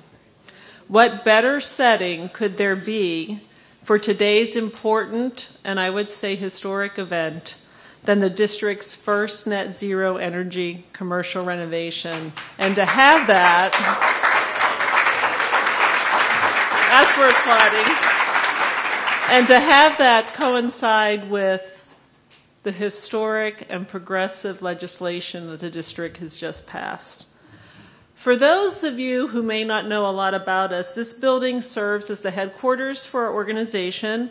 We're an international scientific society of 60,000 members from 137 countries around the world. We've just held our first ever scientific meeting in Washington, D.C., where we brought 28,500 of our closest friends to the city. And we'll be back in 2024, so we're excited about that. But through our journals and our meetings and our other activities, we actually engage about 200 to 300,000 scientists on an annual basis. Our members are the scientists who tell you everything you want to know about the Earth, the atmospheres, the oceans, lakes, rivers, solar system, and the exo-universes, and also about climate change. Their science tells us, and you know this very well, that climate change is real, human activity is the predominant cause, and urgent action is needed. And we know that buildings are a major driver of those carbon emissions, which are contributing to this really serious societal problem. When it became apparent about 5 years ago that our headquarters needed a major renovation, we seized the opportunity to walk the talk of our mission, which is science for the benefit of humanity, and demonstrate that a building on a tight urban footprint can operate on a net zero energy basis, reduce its carbon footprint, be a productive and healthy place to work and congregate, and be a community and amenity that both AGU and DC can be proud of.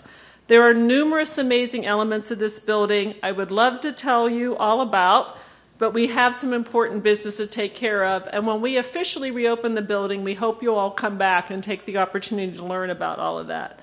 Instead, we have information packets for you at the back of the building, and at the back of the room, and I encourage you to please take them along with some AGU hats and other things, and get a. And after this event, we'll have a tour of the building for anyone that has time to stay. We were established in 1919, which makes this year our centennial year as an organization.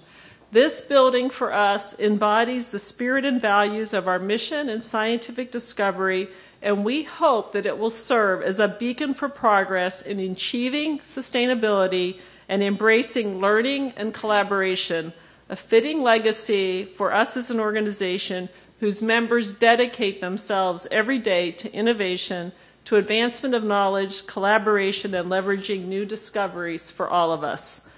With the district's sustainability goals firmly in mind, a core purpose of this project at AGU has been to lead by example and catalyze the incorporation of similar approaches and designs into new and existing facilities here and throughout Washington and the Washington, D.C. area and around the world. That makes it particularly fitting, and we are so thankful that the mayor has chosen to sign this amazing Clean Energy DC Omnibus Act, and the completion at the same time as we're completing our construction of this first net energy commercial renovation. What a wonderful coincidence that they're happening just merely a few months apart.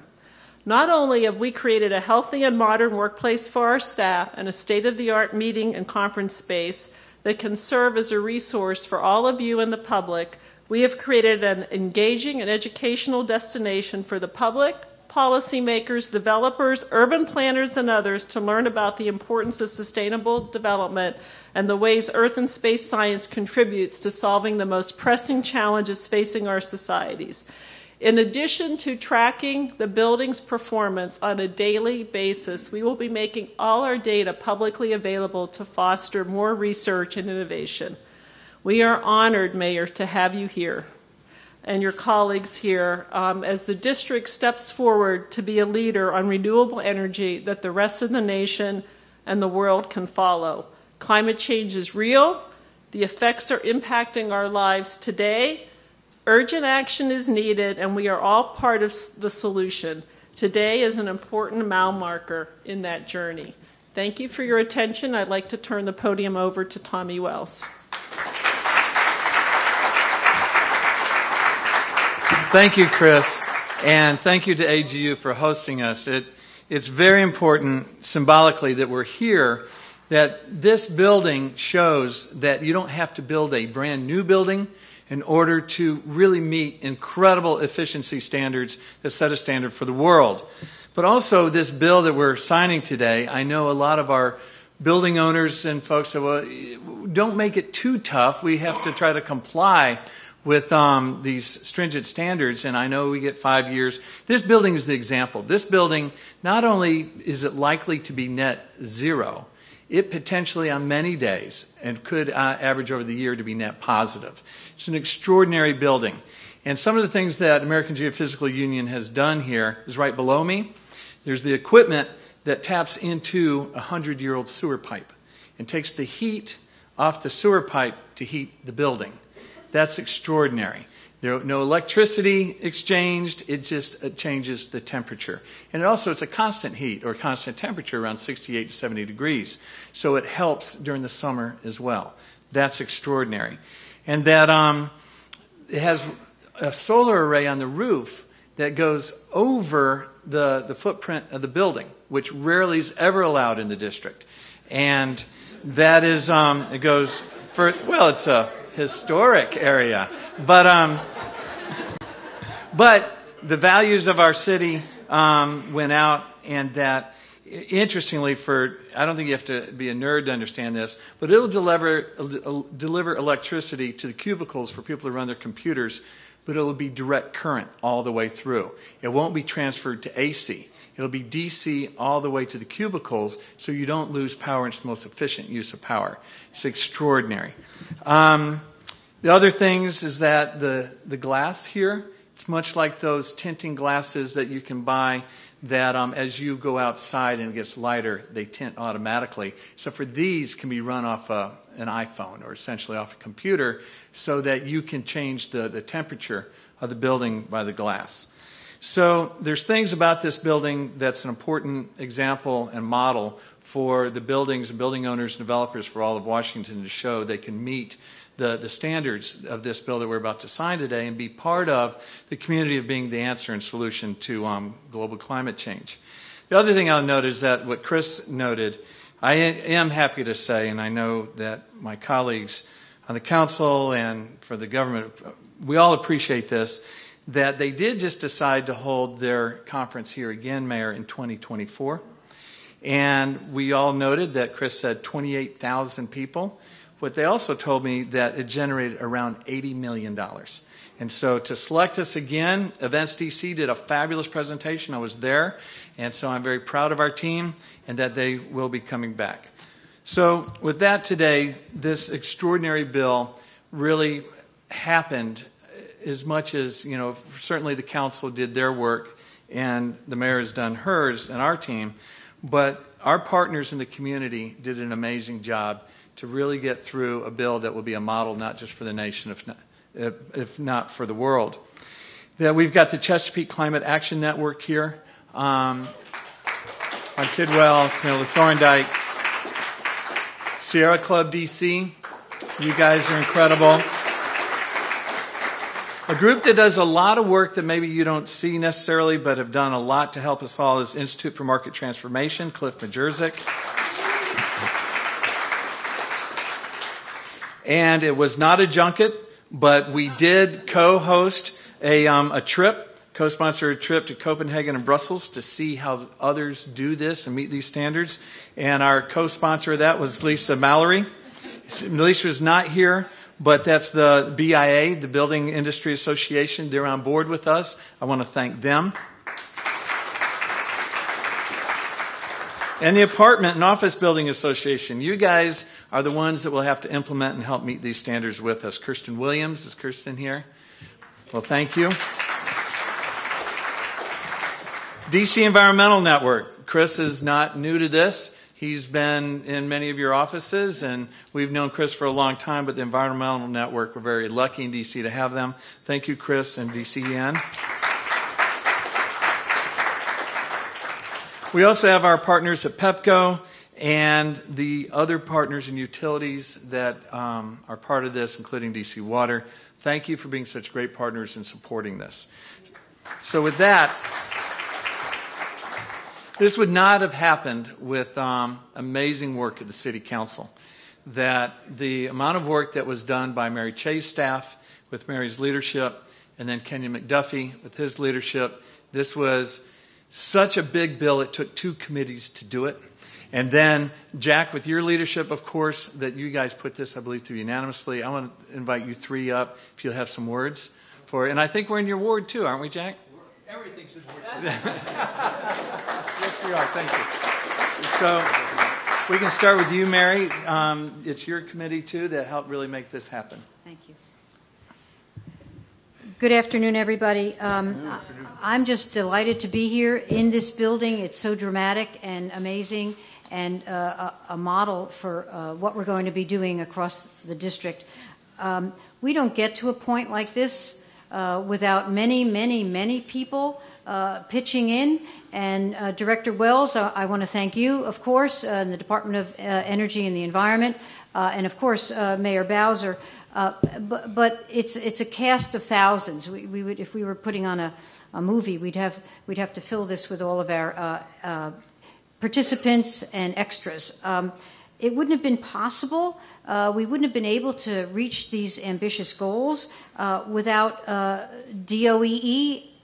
Beyond its director, all of the brilliant people that are in DOEE who helped us score the bill and figure things out and figure how much, effects we could have with reducing greenhouse gases and so on.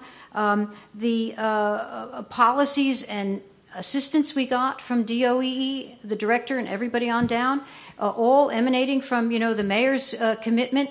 We have joined hands together, the executive and the legislature, to make this happen. But also, as the director mentioned, all of the people, many of whom are in this room, and not all of them are in this room, many of the people who have advocated and gone into offices and wrote emails and letters and did all of these things, sometimes I could characterize that as incessantly. But nevertheless, it was absolutely necessary and the key ingredient really to bringing this all together. And I want to give special thanks to Councilmember McDuffie, who headed the second committee through which this bill traveled, for all of his support and making this happen. We couldn't have done it except together. So thank you, Councilmember McDuffie. And we have, of course, Councilmember Evans here. This is his ward, and he is the council member, not just from this ward, but a leader on the council who helped us get this passed. I want to tell you something because it came up a number of times. We've been at this for a long time. Every so often, a member of the press typically would say, well, really, what does this matter? The District of Columbia is a small jurisdiction. What does it really matter in the scheme of things? And I would love to get that question because I would love to answer it. First of all, it matters a lot because the District of Columbia, with this bill, but even before this bill, has been a model in the area of the environment. Previous legislation that we've put through. But this bill makes us a leader in the nation and in the world in terms of how we're addressing climate change. So we are a leader, we're a model, and that alone is invaluable. But second, we're part of a loose kind of coalition of jurisdictions around the nation who are trying, in default of the federal government, our walking away from the Paris Accords. We're trying on all of our levels together collectively to get there. So the District of Columbia has to do its part as well. And then the third thing I'd like to emphasize is that this is a moral obligation that we have. We're fiduciaries for the next generation and the generation after that. And I know you don't want this to happen. I certainly don't want this to happen. Our children and our children's children should not have to look us in the eye and question, why did you do nothing? In the face of this dire tragedy that we face in terms of climate change, why did you do nothing? In fact, why did you do nothing? Why didn't you do as much as you could? I think that this bill today tells those generations that we really have struggled. We've done our part. We will do more because we're not done yet. That should get an applause line.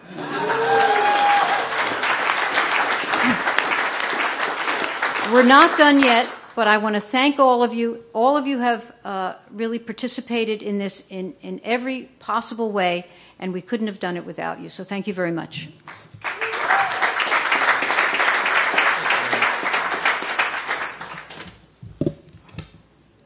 What she said. I'm Kenny McDuffie. I'm council member for Ward 5, and importantly, I chair the Committee on Business and Economic Development. I am so delighted to be here with you all this afternoon, and really I just want to take an opportunity to say thanks. There are a lot of folks in here who deserve thanks. Everybody won't get mentioned by name.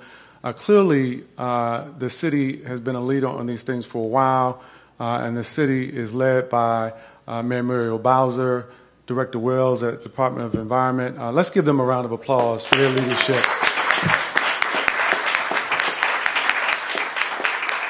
As Councilmember Che mentioned, all the staff at DOEE that have worked really hard on this obviously deserve credit and recognition. The folks who have been advocating in the community, who've not let up, who've been really persistent, the industry partners that have been named previously. I think I saw folks from Pepco, I think Washington Gas, AOBA, DCBIA. But, you know, I do want to also name specifically the CCAN, Sierra Club, Chesapeake, I already named them. I saw Chris in here somewhere, Environmental Network. Yep, Chris is always taking pictures. We appreciate that. But you all were really, really great to work with and have led on these issues. For me, in the committee that I chair, I got this bill after it came through Councilmember Che's committee. And really, you know, I'm a sports guy, so I think about some sports I played. And I played football growing up. And I really just got the handoff. Mary quarterbacked this thing. And so I want to give her special recognition and applause for all her effort. I remember where she started, and I know how hard it was to get to where we are today and how much it took to bring all the stakeholders to the table. And so I really appreciated working with Mary Che. Nicole on her staff obviously worked really hard. Chanel Autry on my staff worked really hard. And so you know, I'm just delighted to be here today to celebrate. I do want to recognize some of the things that we were able to do in the committee. Focus on business, make sure that those jobs are going to be there for District of Columbia residents. They're going to be created as a result of this bill. Obviously, the importance of the Green Bank, the importance of making sure that minorities and women have an opportunity to avail themselves of some of the business opportunities as well is also critical. Yeah, we can clap for that. So it's a good day. And obviously, we're in Ward 2. I want to thank Jack Evans for everything he always does at the council. I think he's been here a little while. How long has it been now, Jack? 3 centuries. 28 years. Tommy Wells says 3 centuries. I'm going with that. Thank you. I appreciate it. Thank you. Thank you, and good morning, everyone. Oh, we can do better than that. Good morning. Good morning. This is a celebration. It's afternoon. My God, we've been there that long. Well, there's an old saying when you're this far down on the program: "It's all been said, but not by me." So here we go. But I certainly want to take the opportunity, as everyone else has done, to thank everyone, starting with our mayor, Mayor Bowser. Thank you. Director Wells, thank you, and certainly my two colleagues, Mary and Kenyon, who did a fabulous job, and everyone else who worked on this. As was said, the District of Columbia really leads in the environment. It wasn't always that way, but in the current administration, Mayor Bowser has really made this a goal for all of us. and my colleagues on the council, Tommy, have really started to implement these environmental changes that make us the #1 city when it comes to environment in the country. And it goes with a lot of our other #1 ratings. The city is the most progressive city in the country, and on, and I like being first in all those categories. Tommy Wells has done a terrific job in the environment. You did the bags. Remember the bags? Going back to the bags. And he is a river guy. He loves helping clean up the river. We still have to do our canoe ride, and we will do it. He'll do it now, but I'm going to wait till the spring when the water gets a little warmer. But Tommy has been a real champion on that, and certainly Marion Kenyon as well in making sure our environment is as best as it can be. On Metro, as you know, that's the other hat I wear, chairman of the board of Metro. And I was thinking when I was standing there, back in the day, in the 90s when I was on the board, we had a big fight to get bikes on rail, if you can imagine. Remember that? We first got bikes on the buses, then bikes on rail. And I'm really pleased to say that 3 or 4 weeks ago, I managed to convince Metro finally to allow bikes on rail at rush hour. Yeah, so now there are no restrictions on when you can do that. And as we continue to construct bike lanes throughout the city, we're doing a bus study that we're going to look at having dedicated bus lanes that are really consistent so that you can get on a bus anywhere in the city and get downtown in 30 minutes without the blockage of cars, et cetera. We really have to think creatively to make our environment work for us here. And rest assured, we are all doing that. To show you how long I've been around, I was cut the ribbon when we built this building back in the day. So it has to be sometime in the last 28 years, I think, when we tore this, whatever was here and built it. And to see the renovation that's going forward is fabulous, to make it the kind of building that is a model for other construction projects throughout the District of Columbia. So I'm pleased to be with all of you here today. Congratulations to all of us. This is a real achievement, and as politicians love to do, we love to cut ribbons, so we'll be back when the building's done, and we'll be looking forward to the signing of the bill today. Thank you very much.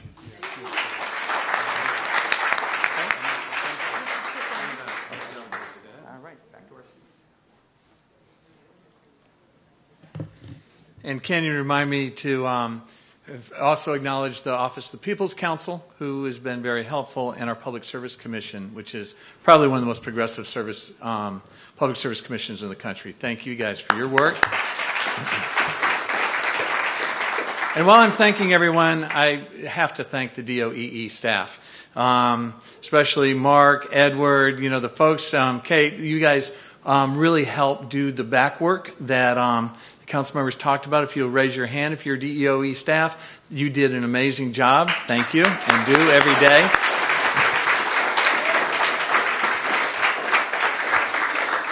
Now, let me say that when I accepted this position, I learned a lot. And one of the things I learned is that we're a city that's a member of something called C40. C40 is a membership of about 100 of the largest cities in the world, and representing a huge portion of the population of our planet. And right after the new president was elected, he announced he was going to pull out of the Paris Agreement. And I got to tell you, in sitting with our colleagues of the community of cities of the world, that it was like a stomach punch. And it was a lot of insecurity and uncertainty about what's America going to do. And I have to say that one of the more profound experiences I've had in my long career was being accompanied by the mayor of our city, who led a group of mayors that predominantly looked a lot like me. And she spoke on behalf of not just D.C., but on behalf of our country, in Mexico City with a gathering of mayors from across the world, that she came down there, and our mayor said, you know what? One election does not change the values of our people. And it was partially to provide reassurance, but also to be a rallying cry to the rest of us. And so I want to introduce to you our mayor, the mayor who, under her leadership, D.C. became the first LEED Platinum city in the world. I give you Mayor Muriel Bowser. Thank you. Well, good afternoon, everybody. Thank you very much. Thank you for that. And isn't this a wonderful, wonderful celebration? I happen to be coming here from doing the Kojo Nnamdi show. And one of the favorite questions of Tom Sherwood to me, I think, and to me in particular, is how are you getting along with the council? And I'm so pleased to be coming here today to be with four of my former colleagues on the council to demonstrate really how our government works. We work together, and we advance the values of Washingtonians together. And we are fortunate to live in a city where we really agree on 99.9% of things.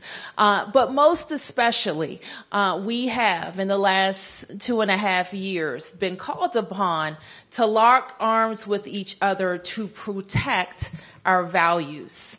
And it is a DC value that we care for our earth, our environment, and that we recognize that we are indeed stewards for the next generation of Washingtonians and Americans and people of the world. And we take that responsibility very seriously.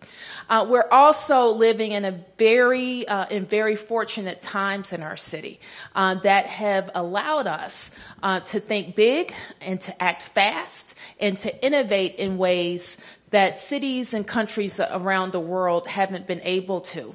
That's also a very significant responsibility that we have. We also have the responsibility to think about how we can include more Washingtonians in all of the work that we do across the city, across all 8 wards, in every income demographic that we have in our city. And today we get to celebrate all of those things. So let me congratulate everybody who's been working on this. Let me start with my friend Mary Che. And I have a feeling, Mary, that this bill involves some rubber bands. Did it not? Mary and I had a little joke, that we sat next to each other on the council and our offices were next to each other. And I could always tell when the bill was coming from our office because you couldn't hold it with one folder or paper clip, but it would require stacks and stacks in rubber bands. And that just demonstrates sometimes these things are complicated. They can live many months, sometimes many years to get done, and have required a lot of work. So let me congratulate Mary, not just for this groundbreaking piece of legislation, but really for her tenure that's been focused on helping make DC more sustainable and healthier. Congratulations, Councilmember Che. And to Councilmember McDuffie and Jack Evans, who share our focus as a city collectively at making sure that we're healthy and strong economically, that we're growing, that we're fair, and that people across the city are participating in our progress. So thank you to Councilmember Kenya McDuffie and Jack Evans. So Tommy and his team at DOEE, we should be very proud of the group of people who are working for us, who are smart, who are creative, and who are really challenging the status quo, even our very high standards for how we fight climate change in this city. I want to thank all the members of our various boards who are helping us fight climate change as well. And I'm going to say really quickly some of the things that this bill will help us accomplish. It mandates by 2032, 100% of the electricity sold in the district comes from renewable sources. It provides significant financial assistance for programs that support low and moderate income residents, including energy bill assistance, efficiency, and workforce development. It allows us to make significant improvements to the energy efficiency of existing buildings in the district. Currently, 3/4 of our greenhouse gas emissions here in DC are due to energy consumption by buildings, and that's the case for most cities. That's why it's so important. What the commitment and the demonstrated commitment that we have here at AGU demonstrates to other building owners in our city. So let us thank Chris McEntee once again. So Starting in 2021, all DC government buildings over 10,000 square feet and all private buildings over 50,000 square feet will be required to improve the efficiency of their buildings. And by 2031, every building in the district that is over 10,000 square feet will need to perform at or better than their building class's median Energy Star rating. The law also requires that all public transportation and privately owned fleet vehicles become emissions-free by 2045. And finally, and very important to us, the Clean Energy DC Omnibus Act provides funding for the DC Green Bank, and we're very happy about that. The Green Bank we introduced it as a very signature piece of legislation in my first term, and it will be the first of its kind in the country. It will allow us to use public dollars to attract and leverage private investment, and by doing so, we can accelerate the deployment of projects focused on clean energy, energy efficiency, and resilience. And the one thing that we're all called upon to do, whether we're talking about greening DC, building affordable housing, and spreading economic prosperity to all 8 wards, is how we leverage more private dollars to the very important public investments that we've made already. By doing so, we will create more jobs, reduce carbon emissions, lower utility costs, and improve our city's green infrastructure. And that's a huge deal for all of us. So Tommy got to share a experience that we had together in Mexico City. And I'll just build on that. You heard it from Mary, that we are leading in the nation and in the world. And this is a unique time, isn't it? And we are different. And this is where being different is good. We get to represent our city and our nation. And the world really looks to Washington, D.C. As that representative. We're different. We're not New York. We're not any of those places. We are our nation's capital. And it is our faces that we want the world to know as Washington, D.C., not those faces. And so that's why we will continue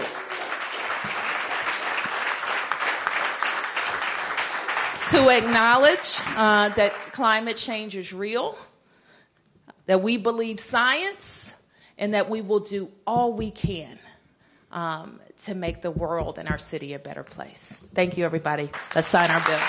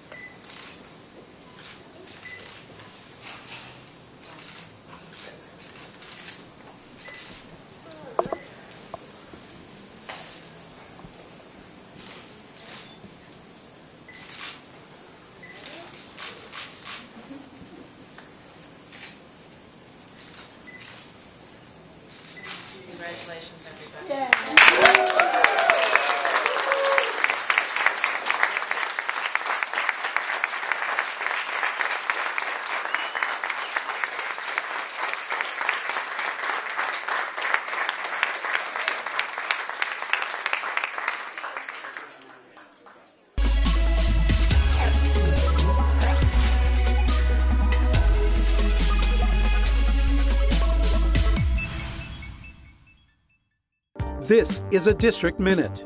The application process for DC Summer Youth Jobs kicked off with an event marking the 40th year DOES has administered the program. They make sure the kids get matched to appropriate opportunities. They make sure that they have their summer transportation, and they make sure that they get paid. Plus, the mayor signed historic legislation setting a mandate for the district to achieve 100% renewable electricity by 2032. We will create more jobs, reduce carbon emissions, lower utility costs, and improve our city's green infrastructure. And the district celebrated Martin Luther King Jr. Day with a series of events beginning with the National Action Network's annual breakfast. We know that in addition to challenging all of us for racial equity and economic justice, he's also standing guard to wait for Washingtonians to become the 51st state in our union. This has been a District Minute. Time is running out to get quality, affordable health insurance for you and your family. Visit dchealthlink.com and choose from 25 different plans. Free expert support is available, and you may qualify for reduced monthly premiums. Enroll at dchealthlink.com or go to an enrollment center near you. Enrollment ends January 31st. Visit dchealthlink.com. Get quality, affordable health insurance for you and your family. Go to dchealthlink.com. I come from a big family. I'm the oldest of 6. To me, being the first person to go to college, it's like setting a standard, you know? My little brother is 8 years old now. I challenge his curiosity. I challenge him to dream. I have to paint a picture for him that he can look up to and live up to and possibly be better than. My name is Jaquez, and I am your dividend. When technology and people come together, anything is possible. In racing, it's all about increasing speed and efficiency. The same is true for VA's disability claims process. Veterans can now file an electronic, fully developed claim, or e-claim, and get a faster claims decision. Don't get stuck using old technology. File an e-claim. Learn more at ebenefits.va.gov. Welcome to life in the fast lane. E-claims and e-benefits. Online VA claims made simple. We got you covered. DC, it's the District of Creative with art to celebrate it and support it, and we got you covered. It's the District of Culinary, from fast casual to fine dining, and we got you covered. It's the District of Communities, from Brentwood and Brookland to Anacostia and Adams Morgan. Every neighborhood in all 8 wards, and we got you covered. You'll find it all on DCN, DKN, DCC, and DC Radio, where we got you covered.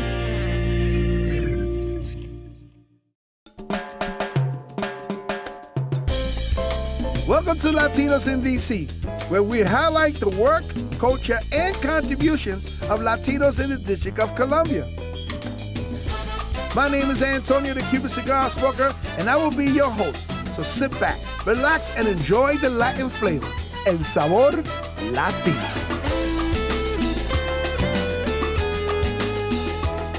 Today, we're going to talk about my favorite subject, food, Latin food. So we have one of my favorite spots, Chicks in DC, right on 14th Street, Northwest, Washington, DC. Come on, let's check them out.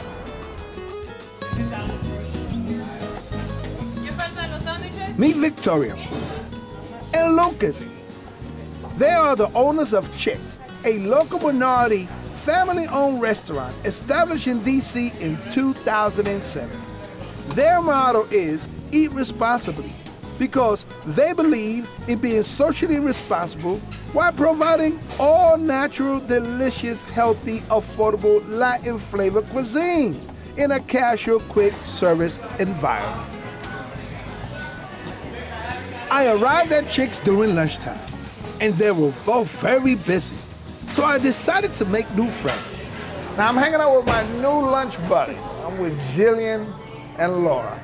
Now Jillian's been here before, right? And this is Laura's first time. You know, you always gotta get a first timer. So let's check Jillian out first. Jillian, what makes you come to this place? I love Chicks. It's right across the street from my work. Okay. It's really good food. It's fresh. It's healthy. It's healthy. Makes me feel good about what I'm eating. What are we eating today? I got sweet potatoes with broccoli and chicken. Okay, real healthy. Now, We're gonna show her first bite ever. This is like really your first bite ever. Yeah, I promise. So go ahead to take a little first bite.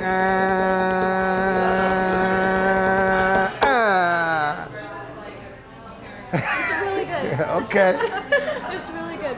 So what made you come with your buddy over here today? She said she was going to a restaurant, asked if I wanted to come, and then she said Chicks is really good. I'd never been here, so decided to come. All right, well, these are my 2 lunch buddies. I'm gonna let you finish your food, but enjoy your food. It's healthy, it's good, and it's from Latin America, so I'll give you a little flavor for the summertime. All right? Awesome. Tell us how you found out about this place. They used to cater lunch to us. I work at Track Maven, and once a week we get this chicken. Amazing. We stopped the catering, unfortunately, but it means I got to come here more often. So about 5 or 10 of us from work come here twice a week, maybe. And Lucas is amazing. He's given us buy one, get one free to come back. So they're always asking how we're doing. Food's healthy, food's great. Why would I not come back, right? Tell us about the taste of the food. I go Peruvian. Peruvian's my style. It's not too spicy. It tastes delicious. And ultimately, the best part is it just feels good afterwards. I don't feel like I need to get a nap afterwards. I feel good afterwards. When you found out that the food was healthy, did that motivate you to come more often to the place? Absolutely. So I get a lot of crap at work from people because I like to eat healthy. And this place being close to work is amazing for me. My gym's right there, work's right here, Chicks is right here, so I'm here a lot.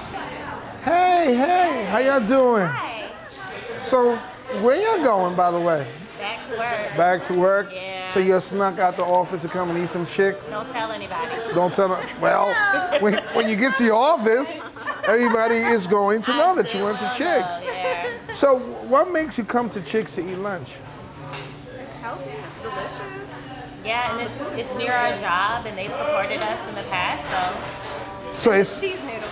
okay. So it's safe to say that y'all like Latin food. Yes, we do. Okay. Well, y'all leave the address where y'all going so I could go and eat with you. And then There's not enough. I'm sorry, we got single serve. Well, you're going to enjoy your lunch then, okay? Thank you. All right, not a problem. After talking to my new buddies, I caught up with Victoria and Lucas. So, tell us about your journey and how you end up being here. Well, I was in Miami growing up. I moved to Miami from Colombia when I was 7 years old with my mom, brother, and sister. And after about 10 years there, I was getting ready to go to college, and I wanted to get the hell away from Miami. I wanted something new. So I came to DC in 9th grade on a school trip. I never visited American University, but I got in, and that's what brought me to DC. And I've been in here since 1996 when I came to American. And you all met in DC? Yeah. And where were you living before? Or were you raised in DC? No. I'm from Miami too. Okay. And, I went to Florida State. I graduated. I got an internship here. It's the only internship I got, so I came here and I stayed, got a job, and stayed here ever since. So. Ain't that weird? Both of y'all lived in Miami. Yeah. Never met each other in Miami. Never bumped into each other or anything. You come to the good District of Columbia and boom, here we are. And it's funny because we actually used to hang out in a lot of very similar places. Wow, in Miami? No, in DC. Okay. We were both single, and we never crossed paths. Wow, y'all need to write a book. So let's talk about the concept of Chicks and how the idea of creating Chicks came to you. I was a senior at American University, and I had a vision of bringing this place from Miami called Pollo Tropical. Okay. That I wanted to bring to DC. So I wrote a whole plan on why it would succeed in DC. I met with Pollo Tropical, and they told me, no, it's not going to work. So instead of getting frustrated, I was like, you know what? I'm going to create my own concept, very similar to it. And I used the best things from all my favorite places growing up and while I lived here. And I started to conceptualize Chicks. But it never was really born until I met Victoria, and she was able to take my ideas and implement them. So the real reason that we're here today talking about it is because of my wife, Victoria. And let's say you're Cuban and you're Colombian, Yep. which is we all Latinos, but from two different islands. When you look at cooking and preparing food, how different it is preparing Cuban food to preparing Colombian food, and have you used any of those recipes in Chicks? Well, I think most of the recipes came from my dad. He helped us out. It's a family affair here. Okay. My dad's from Spain. He's a retired chef, and so he helped us come up with like a mix of like all the countries, but like healthy versions of, you know, Latin food. So we tried to make it as clean and as good and as tasty as possible. How hard is it to convince people that you actually can eat healthy, but at the same time your food can taste good, and it doesn't have to be just a salad? You know, today in 2016, it's not hard to do that because so many places have highlighted healthy food. But when we opened in 2007, we were probably one of the first places in the country to really start focusing on doing a healthy product that had a lot of flavor. Prior to 2007, people's conceptions of healthy was a salad or things that didn't have a lot of flavor. So we had to change the whole mindset of people's perception of healthy food. We were pioneers in what's going on right now in the healthy food hemisphere. Yeah, chicken breast milk, broccoli, noodles and cheese, avocado dressing? Yeah. So you have two locations, which is 14th Street, right by the circle, and then you have U Street, 11 and U, Northwest, and now you're getting ready to open up by the Nationals ballpark. Tell us about being able to open up a new establishment by the ballpark in DC. It's a lot of work. No, it's a lot of work, a lot of support from friends, family, and you have to be open and able to ask people for money because you need to be able to raise money. It's very expensive to open an establishment like ours in the district at this point. But you know, we're very excited about the times ahead. We feel that we have a superior product to the marketplace, and once we are able to roll out our concept, I think that we're going to do some amazing things. And talking about amazing things, it was time for me to get my eat on. Thank you for watching Latinos in DC. Hope to see you next time so I can give you some more of that Latin flavor. Sabor Latino.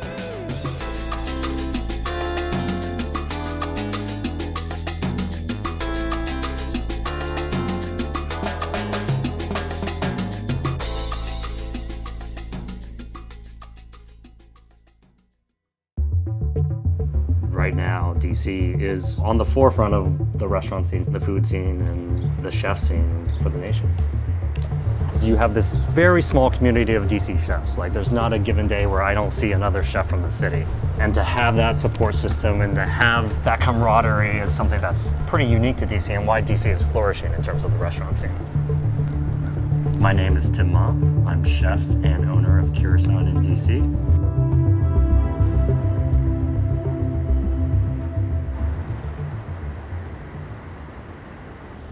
Compass Rose is one of my favorite restaurants and literally like 5 blocks away from where I live and where my restaurant is. You walk in and it doesn't feel like a restaurant. It doesn't look like a restaurant. And the menu, street food from around the world, makes it unlike anything else in the city. You come here and you know you're gonna taste something different. This is one of their signature dishes, hachapuri. This bread that they make in-house, this mixture of cheeses, ricotta, feta, and mozzarella, and then simply just like an egg yolk and this za'atar spice. It's like kind of everything that you want for breakfast, everything that you want for late night. So good. Maybe 6 components, but done so very well, makes it so delicious. It warms the soul when you eat this. One of my other favorite places in DC is Columbia Room. Owned and operated by world-renowned mixologist Derek Brown. He just created an experience unlike any other. It's kind of this cool place that has handcrafted cocktails. You can get food prepared by a very talented chef named Johnny Sparrow. It has a real relaxed vibe, not so much a bar, not so much a lounge, but kind of something in between. One of my favorite things to get there is a drink called In Search of Time Past. It is literally a drink made from old books. He's made a tincture out of old books and put it into a flask that's put in an old book that when you open it, you see the flask, you pour it into a cup and you drink it. On top of that, it's served with a dish that looks like leaves, and then on top there's one dark leaf that looks like it's been aged, and it's sitting on top of dry ice. And then they come and they pour a tea made from essential oils, and it just smokes all over the table. And then you pick up the one brown leaf, and it's actually chocolate-covered shiso leaf. And it's just flavors, tastes, aromatics that you cannot get anywhere else. I love District Distillery on the U Street corridor.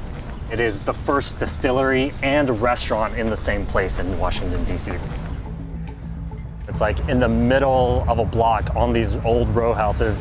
They produce their own liquor here in D.C. So this is a rum that we create downstairs. It's the first rum distilled in D.C. in over 200 years. But also highlighting like other distillers, other brewers here in D.C. It's not about just them, it's about the community as a whole. They have these great cocktails, they have shots on tap, they have local beers, but sometimes people forget about the food. They have a great chef, Justin Bittner, and he makes this 8-hour braised beef short rib with a little bit of carrot puree that's been braised again in this beef stew, cipollini onions, a little bit of green bean. So tender, so flavorful. Good comfort food prepared very, very well, presented very beautifully, along with great drink. And it just creates a unique experience that you can only find in DC, on U Street. Food is the centerpiece of culture. And that, at its core, is what I love about being a chef. The challenge of it all, the challenge of only being as good as the last meal you cooked. It's a tough market. There's a restaurant opening every day. To see other chefs and other restaurants pushing boundaries that are getting nationally recognized, that inspires you to be better.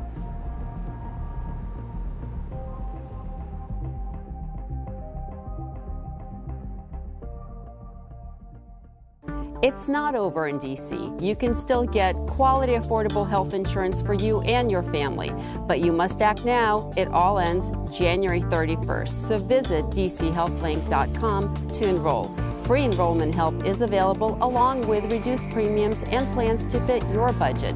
Visit dchealthlink.com today or stop by an enrollment center or call us at 855-532-5465. Get covered, stay covered.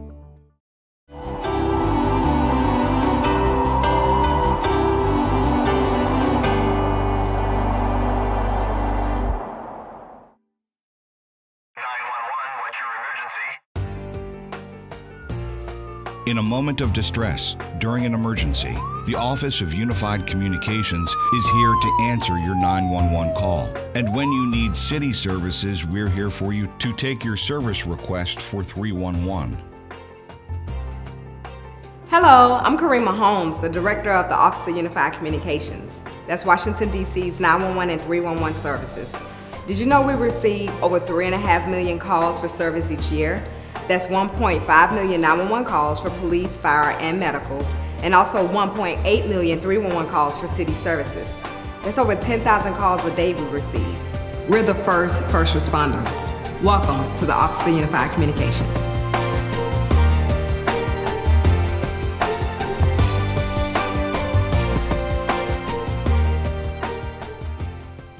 OUC is not just an office. It's just not people sitting in a desk. This is the heartbeat of DC. This is the communication. This is the first line of everything that comes through the city, comes through OUC. DMV, other agencies, 911, 311. we're the front line. The OUC is not only responsible for handling 911 calls and 311 city service calls, we also do dispatching for the city. When I started with the agency for 311, we actually only supported 3 agencies directly. So in the last 11 years, that's grown by 17 agencies. In addition to that change, we've also made major changes in the customer service approach, in which we've added avenues for people to submit service requests other than just by calling. We have implemented 2 very vital things here in the district. One is Text to 911 and the other is Text to 311. Text to 311 is based off of city services where our top 5 requests are textable. You can text in a request for a bulk pickup or a missed trash and we'll get the responding agency out. Text to 911 is a little different. Text to 911 is for those vulnerable populations, those that may be deaf, hard of hearing, or those that can't speak. It's also for domestic violence victims, so Text to 911 is now available in the district. In addition to our technology, it's our people that make the OUC work. I think the family tradition of public service attracted me to this type of work. My mother's been a school teacher and my father's a retired firefighter.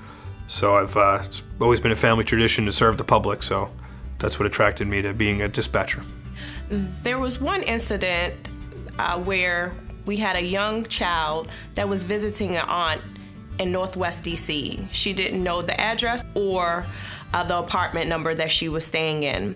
So we quickly came up with a solution by asking her, tell us someone's number that you know so we can call them and get the address to where you are. And she remembered her mom's number and her mom gave us the address and we were successful in getting medical attention to her aunt very quickly. This is my city, this is my people, and I love to do it. It's a passion for me. To me, when I get a call or when I do a callback number because they need to find the person, the field providers need to find the person. When I do it, my job, and I do it right, and the field providers get in there and everything turn around okay, that's a good day.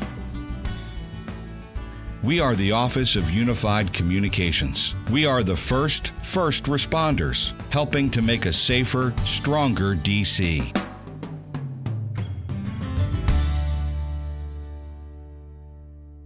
This is a District Minute.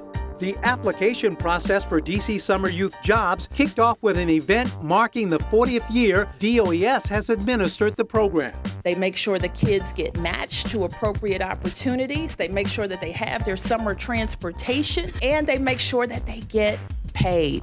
Plus, the mayor signed historic legislation setting a mandate for the district to achieve 100% renewable electricity by 2032. We will create more jobs, reduce carbon emissions, lower utility costs, and improve our city's green infrastructure. And the district celebrated Martin Luther King Jr. Day with a series of events beginning with the National Action Network's annual breakfast. We know that in addition to challenging all of us for racial equity and economic justice, he's also standing guard to wait for Washingtonians to become the 51st state in our union.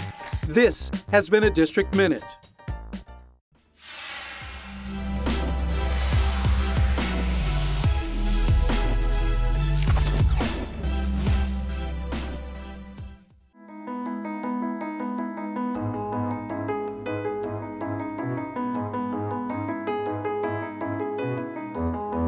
Good morning.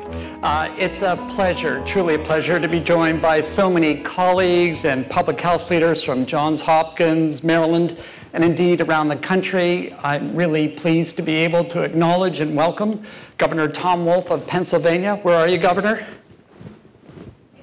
I thought we had Governor Tom Wolf. He was in the lobby. And my guess is with that, he'll probably find his way here at some point in the very near future. But I am confident that our alumnus Michael Bloomberg is in the room today. And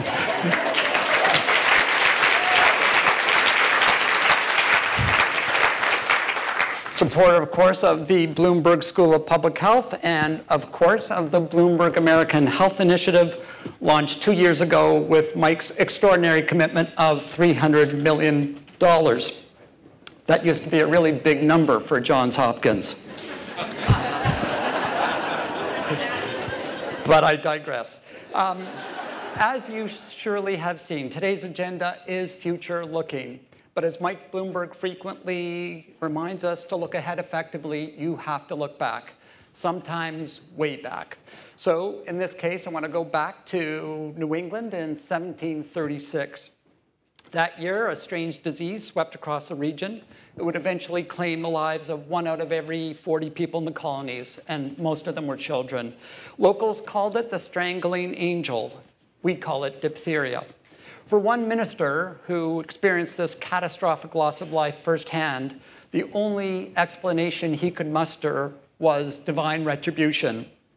He was, of course, off the mark. Diphtheria had both natural and social causes, the kind that scientific breakthroughs combined with innovative public policy could attack. And so, over the years, the disease was systematically addressed. First, scientists identified the bacterium that caused the disease, then a vaccine. Next, public health experts organized mandatory testing and immunization for all preschool-age children. And the results, not surprisingly, were immediate. A health crisis that had plagued communities around the world for centuries had been contained. And so, in 1944, when Baltimore confronted a sudden outbreak of diphtheria, we knew what to do. The teams at the Baltimore City Health Department and the Johns Hopkins School of Hygiene and Public Health, now the Bloomberg School, sprang into action. Through a vigorous public relations and vaccination campaign, they inoculated more than 6,000 children in 2 months, including 1,300 on a single day alone, and virtually eradicated diphtheria in the city. Now, I draw on this epic tale of how a dreaded disease was conquered to show the power of public health to change the world. However, we can surely understand that old New England minister's sense of despair and futility in the moment in which he lived. But indeed, we know the public health challenges of our own day, the very ones that the Bloomberg American Health Initiative exists to confront, can seem just as monumental, just as daunting as diphtheria did in the time of this minister. But where others throw up their hands in the face of these enormities, the cadre of experts who comprise the Bloomberg American Health Initiative, like so many of you here today, roll up their sleeves. And they adhere to the guiding principle that Mike Bloomberg has frequently intoned so often and so poignantly. In God we trust, everyone else bring data. It is this data-driven approach to public health that distinguishes the Bloomberg American Health Initiative and animates our university and our School of Public Health. This is a place where the tools of public health are harnessed to challenge sloppy thinking, dismantle stale assumptions, and expose deep social inequities in the need of redress, in the need of repair. Now, Mike Bloomberg knows a thing or two about marshaling data to tackle endemic public health challenges. But as he would be the first to admit, success in public health is not the province of solo practitioners. It requires groups of dedicated professionals, like our Bloomberg Fellows, whom you've heard from, armed with facts and embedded in the community networks to ensure that research and evidence don't languish in journals or labs, but are translated immediately, effectively, into impact on the ground. Of course, realizing this vision would not be possible without the unstinting support and the extraordinary vision of the man himself. Mike is, as you all know, a bold entrepreneur, a fearless and determined public servant, a courageous champion of public health, and as his most extraordinary recent commitment of a historic $1.8 billion to support financial aid and access at Johns Hopkins and Tufts. And I would ask you, this is the first time I've been able to publicly acknowledge, with Mike in the room, this amazing gift. I please ask you to join me in that.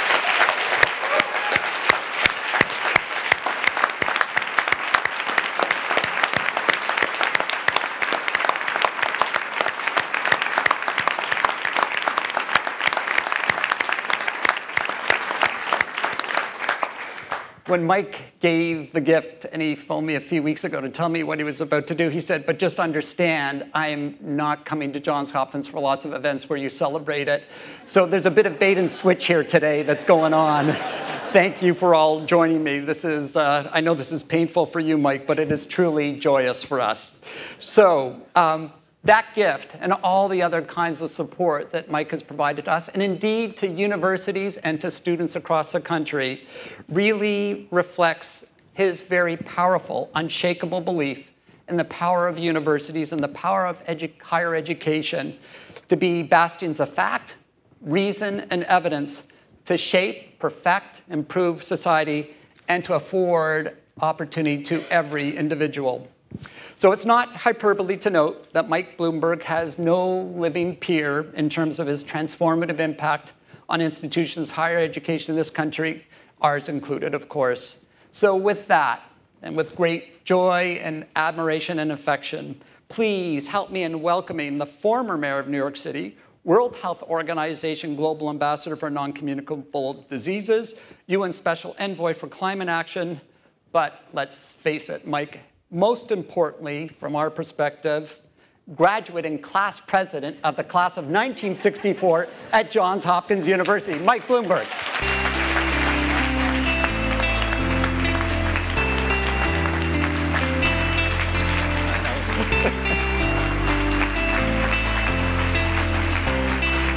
Thank you. Ron, thank you for those kind words.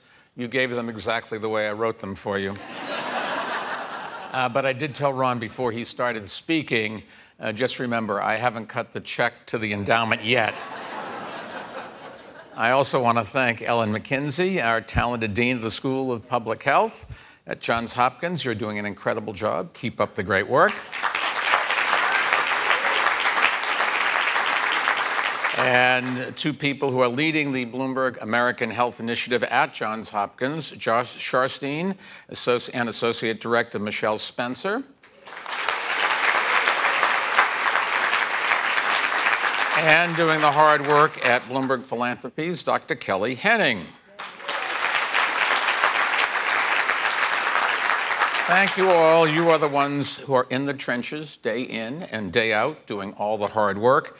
And I don't think there's any more important job than saving and improving lives. I know you don't get the recognition you deserve always, but you really are heroes in my book, and I thank all of you. We all owe a great debt of gratitude. When we decided to create the Bloomberg American Health Initiative with Johns Hopkins 2 years ago, bringing people together like this was always part of our intention. All the challenges that you've discussed are critically important, and our foundation is glad to support the work that many of you are doing. And this morning, I would like to zero in on just one of the challenges, and that one is ripping at the hearts of so many families and communities across our country, and that is addiction. And I would like to begin by asking everyone to please take a moment to look down at their chair. This is everybody in the audience, and see what color your chair is. Okay, can you remember what color it is? Okay, now if you are sitting in a blue chair, please stand up. Take a look around. 130 people are standing. 130 is the estimated number of Americans who will die of an opioid overdose today. 130 more will die from opioids tomorrow, and the next day, and the next if nothing changes. Thank you, and please sit down. Now, if you're in a red chair, please stand up. Okay, if I count quickly, at least my notes say if I count quickly, 60 of you are standing. 60 is the number of Americans who have gotten a prescription for opioids in the 10 seconds since I just asked you to please stand. Do the math. 60 prescriptions in 10 seconds, which means 6 opioid prescriptions are written every single second in this country. And I did the math myself to make sure it's right. That adds up to more than 500,000 prescriptions every single day. Please sit down. Now, if you're in a black chair, please stand up. Ah, one person. This one person represents one child somewhere in America who was removed from his or her parents' care because of their opioid addiction since I began speaking. By the time I'm done speaking to you this morning, another child will be separated from his or her parents because of the dangers of opioid addiction. And by the end of the day, that number will reach 240.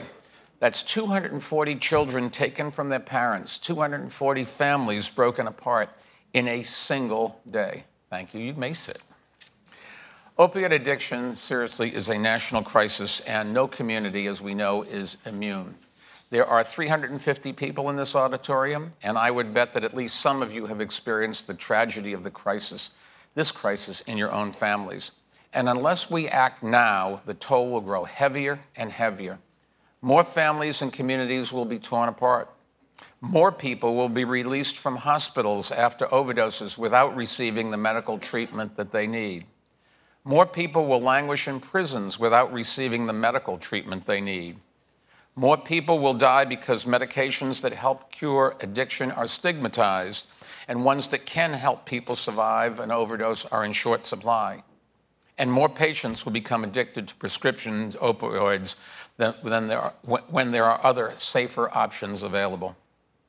Our leaders in Washington have failed to meet the challenge with the urgency and bold solutions that are required. And we can't wait another day. We have to act right now. Now, this is a problem which touches every part of our society. So I believe, and I'm sure you agree, that every part of society has to be part of the solution. Doctors, teachers, researchers, fellows, police officers, parents. It will take all of them, and especially all of you, leaders in the public health field. I first became passionate about public health when I was serving on the board of Johns Hopkins more than 25 years ago. Al Sommer, who is sitting right here, was dean of the public health school then, and he was the one that really sparked my curiosity. And the more I learned about the work going on there, the more I realized what an opportunity public health offers to save and improve lives.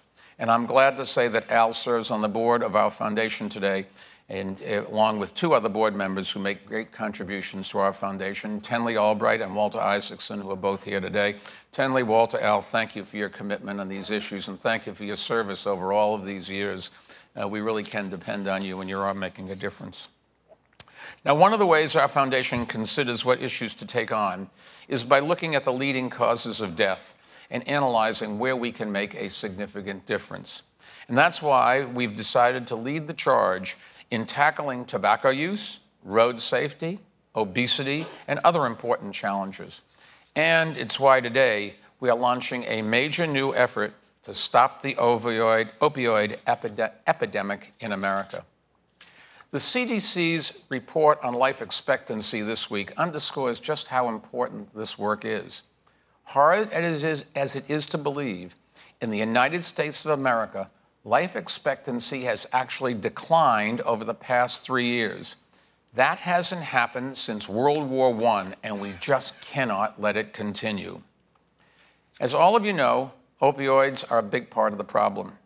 Last year, fatal drug overdoses rose by 10%, and opioids are the main driver of that increase.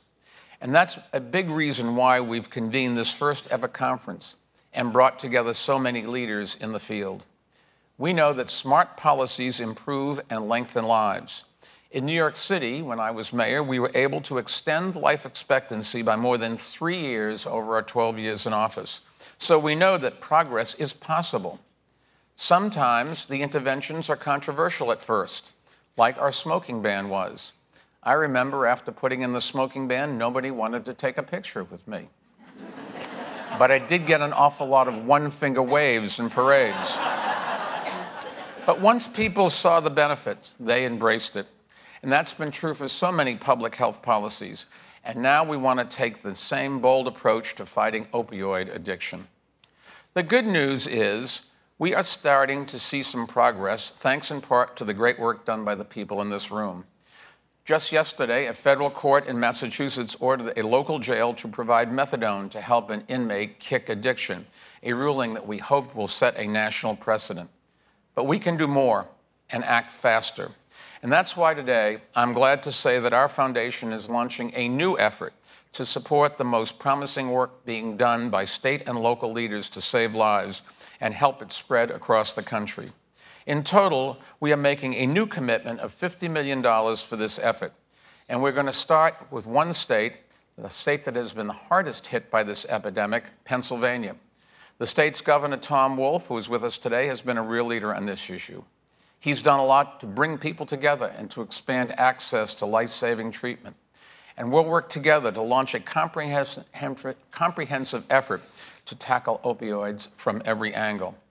This will be a statewide, all-hands-on-deck effort to fight the opioid crisis on a scale that has never been attempted before. We'll work to reduce overprescriptions and improve access to treatment in jails, prisons, and hospitals. We'll improve access to drugs that can save lives in cases of overdose. We'll help with all the groups on the forefront of this epidemic collect and share data. And we will also work to identify innovative new ways to stop addiction and overdoses. That, we think, will create a blueprint that can spread from state to state across this country and start a new wave of change that can reach every corner of our nation. And to speed progress in that direction, we'll also begin working in 9 other states with high rates of opioid abuse. We're assembling a group of leaders in this field from Johns Hopkins, from CDC, from the Pew Charitable Trust, and from Vital Strategies, which is a close partner of our foundation on a number of issues. Together, we will encourage Washington to act more boldly by showing that progress is possible. Until the federal government begins tackling this issue with the urgency it requires, we will step in and support the states, give them the evidence that they need to take bold and decisive action on their own. I'm hopeful that we can achieve this working together. I'm hopeful because of people like Jody Rich, who directs the Center for Prisoner Health and Human Rights in Rhode Island, Sandra Danforth, a harm reduction services coordinator, Michael Fingerhood, an addiction medical doctor, Nicole Alexander Scott, the director of the Rhode Island Department of Health, Susan Sherman, a professor and researcher on opioids, Amanda Lattimore, a scientist and opioid crisis specialist, Peter Brune, a parent whose child was addicted, Kathy Stone, a certified high-performance coach, Anika Alfonso, a doctor and professor at Johns Hopkins, and Brandon Del Pozo, the police chief of Burlington, Vermont. I'm hopeful because so many people in so many walks of life are committed to fighting this epidemic. Their commitment is unwavering. To them, it's very personal.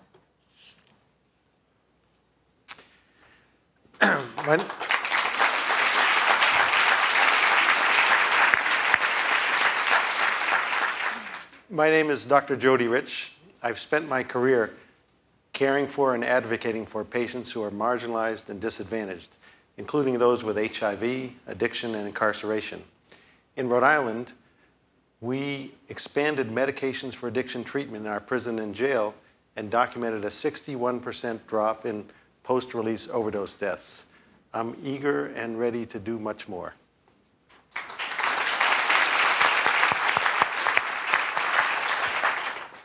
My name is Sarah Danforth. I'm proud to work for an organization that provides health empowerment services to injection drug users. I know that we can make a positive change with this opiate epidemic by including members from all communities and with a focus on the perspectives and leadership from people most affected, those who use drugs themselves.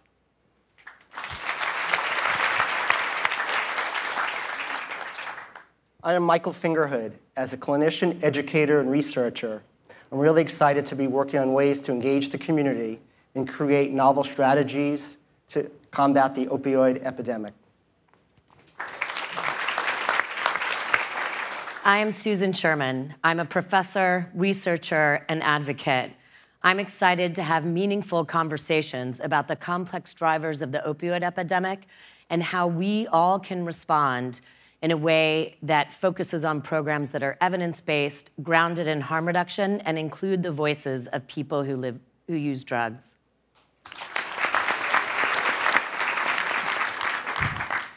I'm Dr. Nicole Alexander Scott. I believe that even one overdose is one too many. We need to come together as families, communities, states, and a country to give everyone with substance use disorder the resources and support they need. Everyone needs to know that change is possible, hope is possible, and recovery is never out of reach.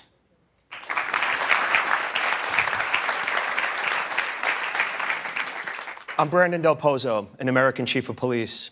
My police department and its police officers are committed to helping Americans survive the trials of addiction. In order to do that, we're working hard to make sure that the people we come in contact with have the best access to the medicine and the treatment that they need and that they deserve. It's hard work, but our commitment is real, and we can't go it alone, and I'm grateful that we don't have to.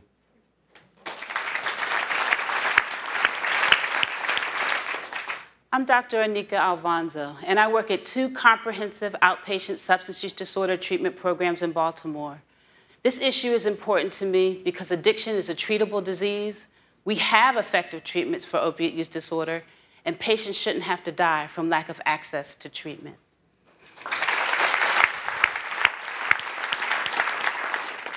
I'm Kathy Stone, and I've had the privilege to be clean and sober from drugs and alcohol for 33 years. I have personally witnessed the opioid crisis in the lives of people I know and love. I am passionate about the powerful impact that coaching and training can achieve when focused on moving family members away from patterns of codependency to become their loved one's best chance at recovery.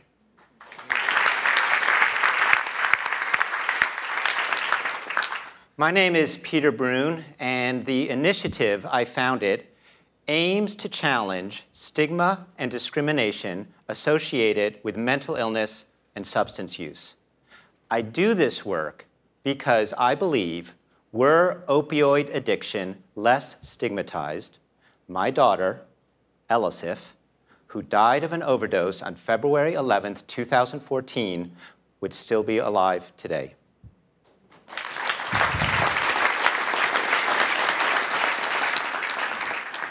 My name is Amanda Lattimore.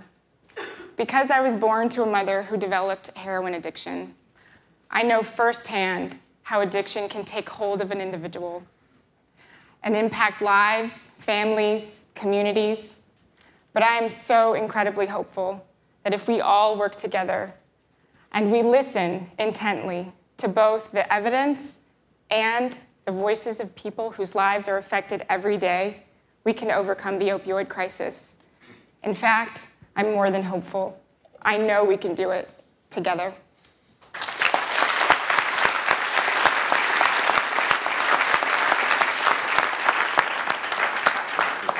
Thank you to this amazing group. Another round of applause for all of them.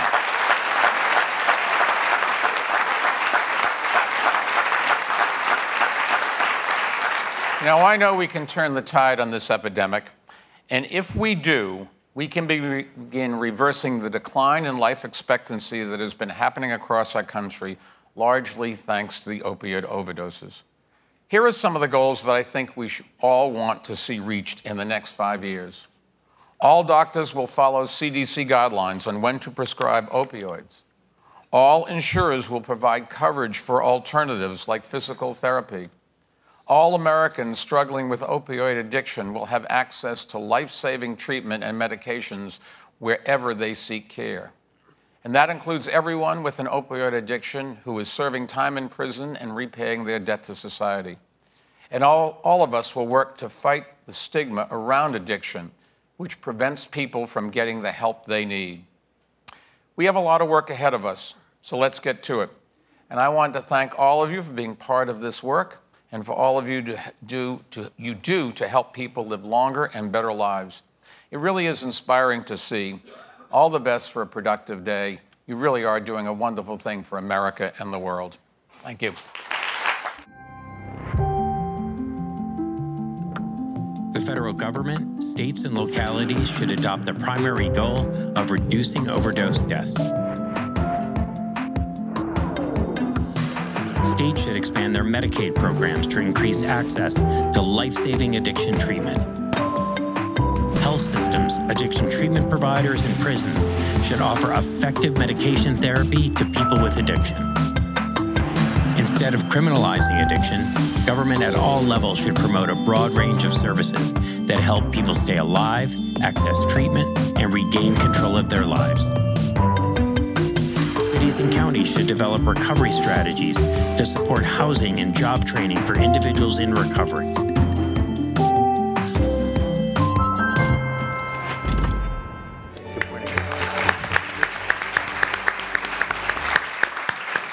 Well, good morning, everybody. I'm really thrilled to be here today and thrilled to be with three people who I have known to be extraordinary leaders as we think about progress in this opioid epidemic. And not only are they thought leaders, but they're action leaders at the state and local level in terms of giving us hope and optimism that by using evidence and data and science that we actually can make a change. And I think we've begun to see states and municipalities making major change in reduction to overdose deaths. I'm really excited to be here today because I do think it's really important for us to understand what's working, that there is hope, that there are over 20 million Americans, including me, who are actively in recovery, and that we can make a difference on a daily basis. So I want to thank all of you for being here today. And first of all, I'd like to start with Governor Wolf. And first of all, I'll say congratulations on your re-election. Thank you.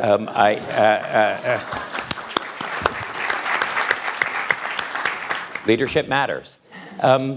And I was actually on your webpage today and saw your action plan for Pennsylvania and saw your strong leadership position in terms of actions that Pennsylvania has taken for the opioid epidemic. So I'm going to ask you to start and ask our other panelists to talk about what undergirds your foundation and your strategy here, and how do you use evidence and data to really focus on those things that we know to be effective? Well, we have to do what works. I mean, this is, as Mayor Bloomberg said, a disease that is killing people all across the country. And the tragedy is that we can do something about it.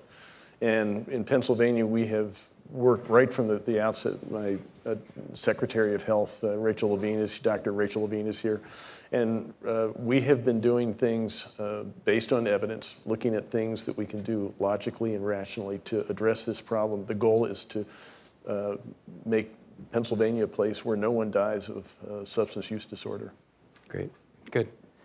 Dr. Scott, Rhode Island is actually one of those states that has begun to bend the curve on the overdose epidemic that we see. Maybe you could talk to us about what you think some of those strategies are behind why we're seeing progress in Rhode Island. When Governor Gina Raimondo in Rhode Island established our overdose task force, we had 4 major strategies that we said would be very important to be evidence-based and data-driven, focusing on prevention, treatment, recovery, and reversal with naloxone. Our main goal was saving lives, and so treatment and reversal were the 2 prominent focal points. With that, we were able to put policies in place that helped us work with hospitals better. We established levels of care that required every hospital system in Rhode Island to maintain minimum standards of care for screening substance use disorder, testing for fentanyl, and referring people to care, as well as engaging peer recovery coaches. That has made a difference. We've also put the focus on expanding access to treatment. Dr. Jody Rich shared earlier the 61% decrease in overdose deaths for those released from incarceration because of our medication-assisted treatment program. We've used that type of data to say we have to continue to scale up access to medication-assisted treatment, all levels, meeting people where they are. Great, good. Shanaza, you work at the clinical level. Maybe you could talk about the importance of clinical interventions in terms of how we need to mount a robust response around this issue. Absolutely. So we know that medication works, and we know some of the barriers are that providers don't actually offer medication. So we work very closely with our city Department of Health and our state Department of Health to figure out what are those barriers. So we know people feel like they're inadequately trained, and so providing training for free in a convenient location at their own clinics or medical centers is something we do. We also provide support for providers because often they feel like they need support to take on the treatment of addiction. And so having like nurse care managers available, which are supported again by our city and state Department of Health, can really be effective and get doctors to take this on. And then finally, we also provide mentorship. So there's a cadre of physicians who have experience and expertise and work with other physicians who are newly prescribing medication and taking this on, and are really there to help in case people feel stuck or in case there are challenging cases or scenarios.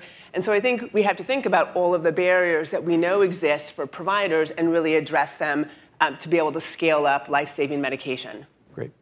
You know, one of the issues that we've known for a long time that presents a barrier for people accessing treatment is lack of insurance coverage. And I think that we're beginning to see at the state and the local level. There was an interesting article in the New York Times about Dayton, Ohio, where the mayor talked about Medicaid and Medicaid expansion as fundamental to our strategies here. And Governor, I know that's been particularly important to you. Yep. So maybe you could talk a little bit about the role that you see Medicaid and Medicaid expansion playing. No, I think we are doing a lot of things, including having declared a disaster emergency in Pennsylvania. But it started with the expansion of Medicaid. We have 125,000 Pennsylvanians who now, their providers are getting reimbursed for treatment for substance use disorder. Had we not expanded Medicaid, that would be a huge gap in our efforts to address this epidemic. Great. Nicole? Medicaid expansion is critical. And certainly when you look at federal policies that are needed, making sure that the ACA and the ability to expand Medicaid is protected at every level is certainly going to be a very necessary arsenal to our ability to overcome this epidemic. We also have state and local policies that we know are critical, continuing to put the community forward and making sure that those who are in recovery or the families affected by recovery or by addiction and the communities that are devastated by it have the support and resources and the voice they need to change policies and systems and make it so that there's an opportunity to improve and overcome this epidemic at an equitable level. Great. Shanaza, how does that manifest itself at the clinical level in terms of people's ability to have coverage and care? Yeah, I mean, it's absolutely critical. I mean, so, you know, covering both office visits and medication is essential. And so we see patients, I'm in the South Bronx, and so most of our patients have Medicaid. And in New York, we've been you know, very generous in allowing Medicaid to really cover life-saving treatment. So it's been critical. I think the other thing is around naloxone. This is another area of expansion where having standing orders by the commissioners of health in the cities and in the states is really an important point of access for people to be able to get naloxone and for insurance to cover that in pharmacies. Great. You know, people who were testifying right before we came on stage talked very compellingly, and particularly Peter, on the role that stigma plays, that we can have the most robust treatment systems, but unless we firmly diminish some of the stigma, that people won't ask for help. And we also know that stigma manifests itself on the public attitude and the public policy level. So maybe you could talk to kind of actions that you've seen as important or things that we need to continue to do to diminish some of the stigma associated with addiction.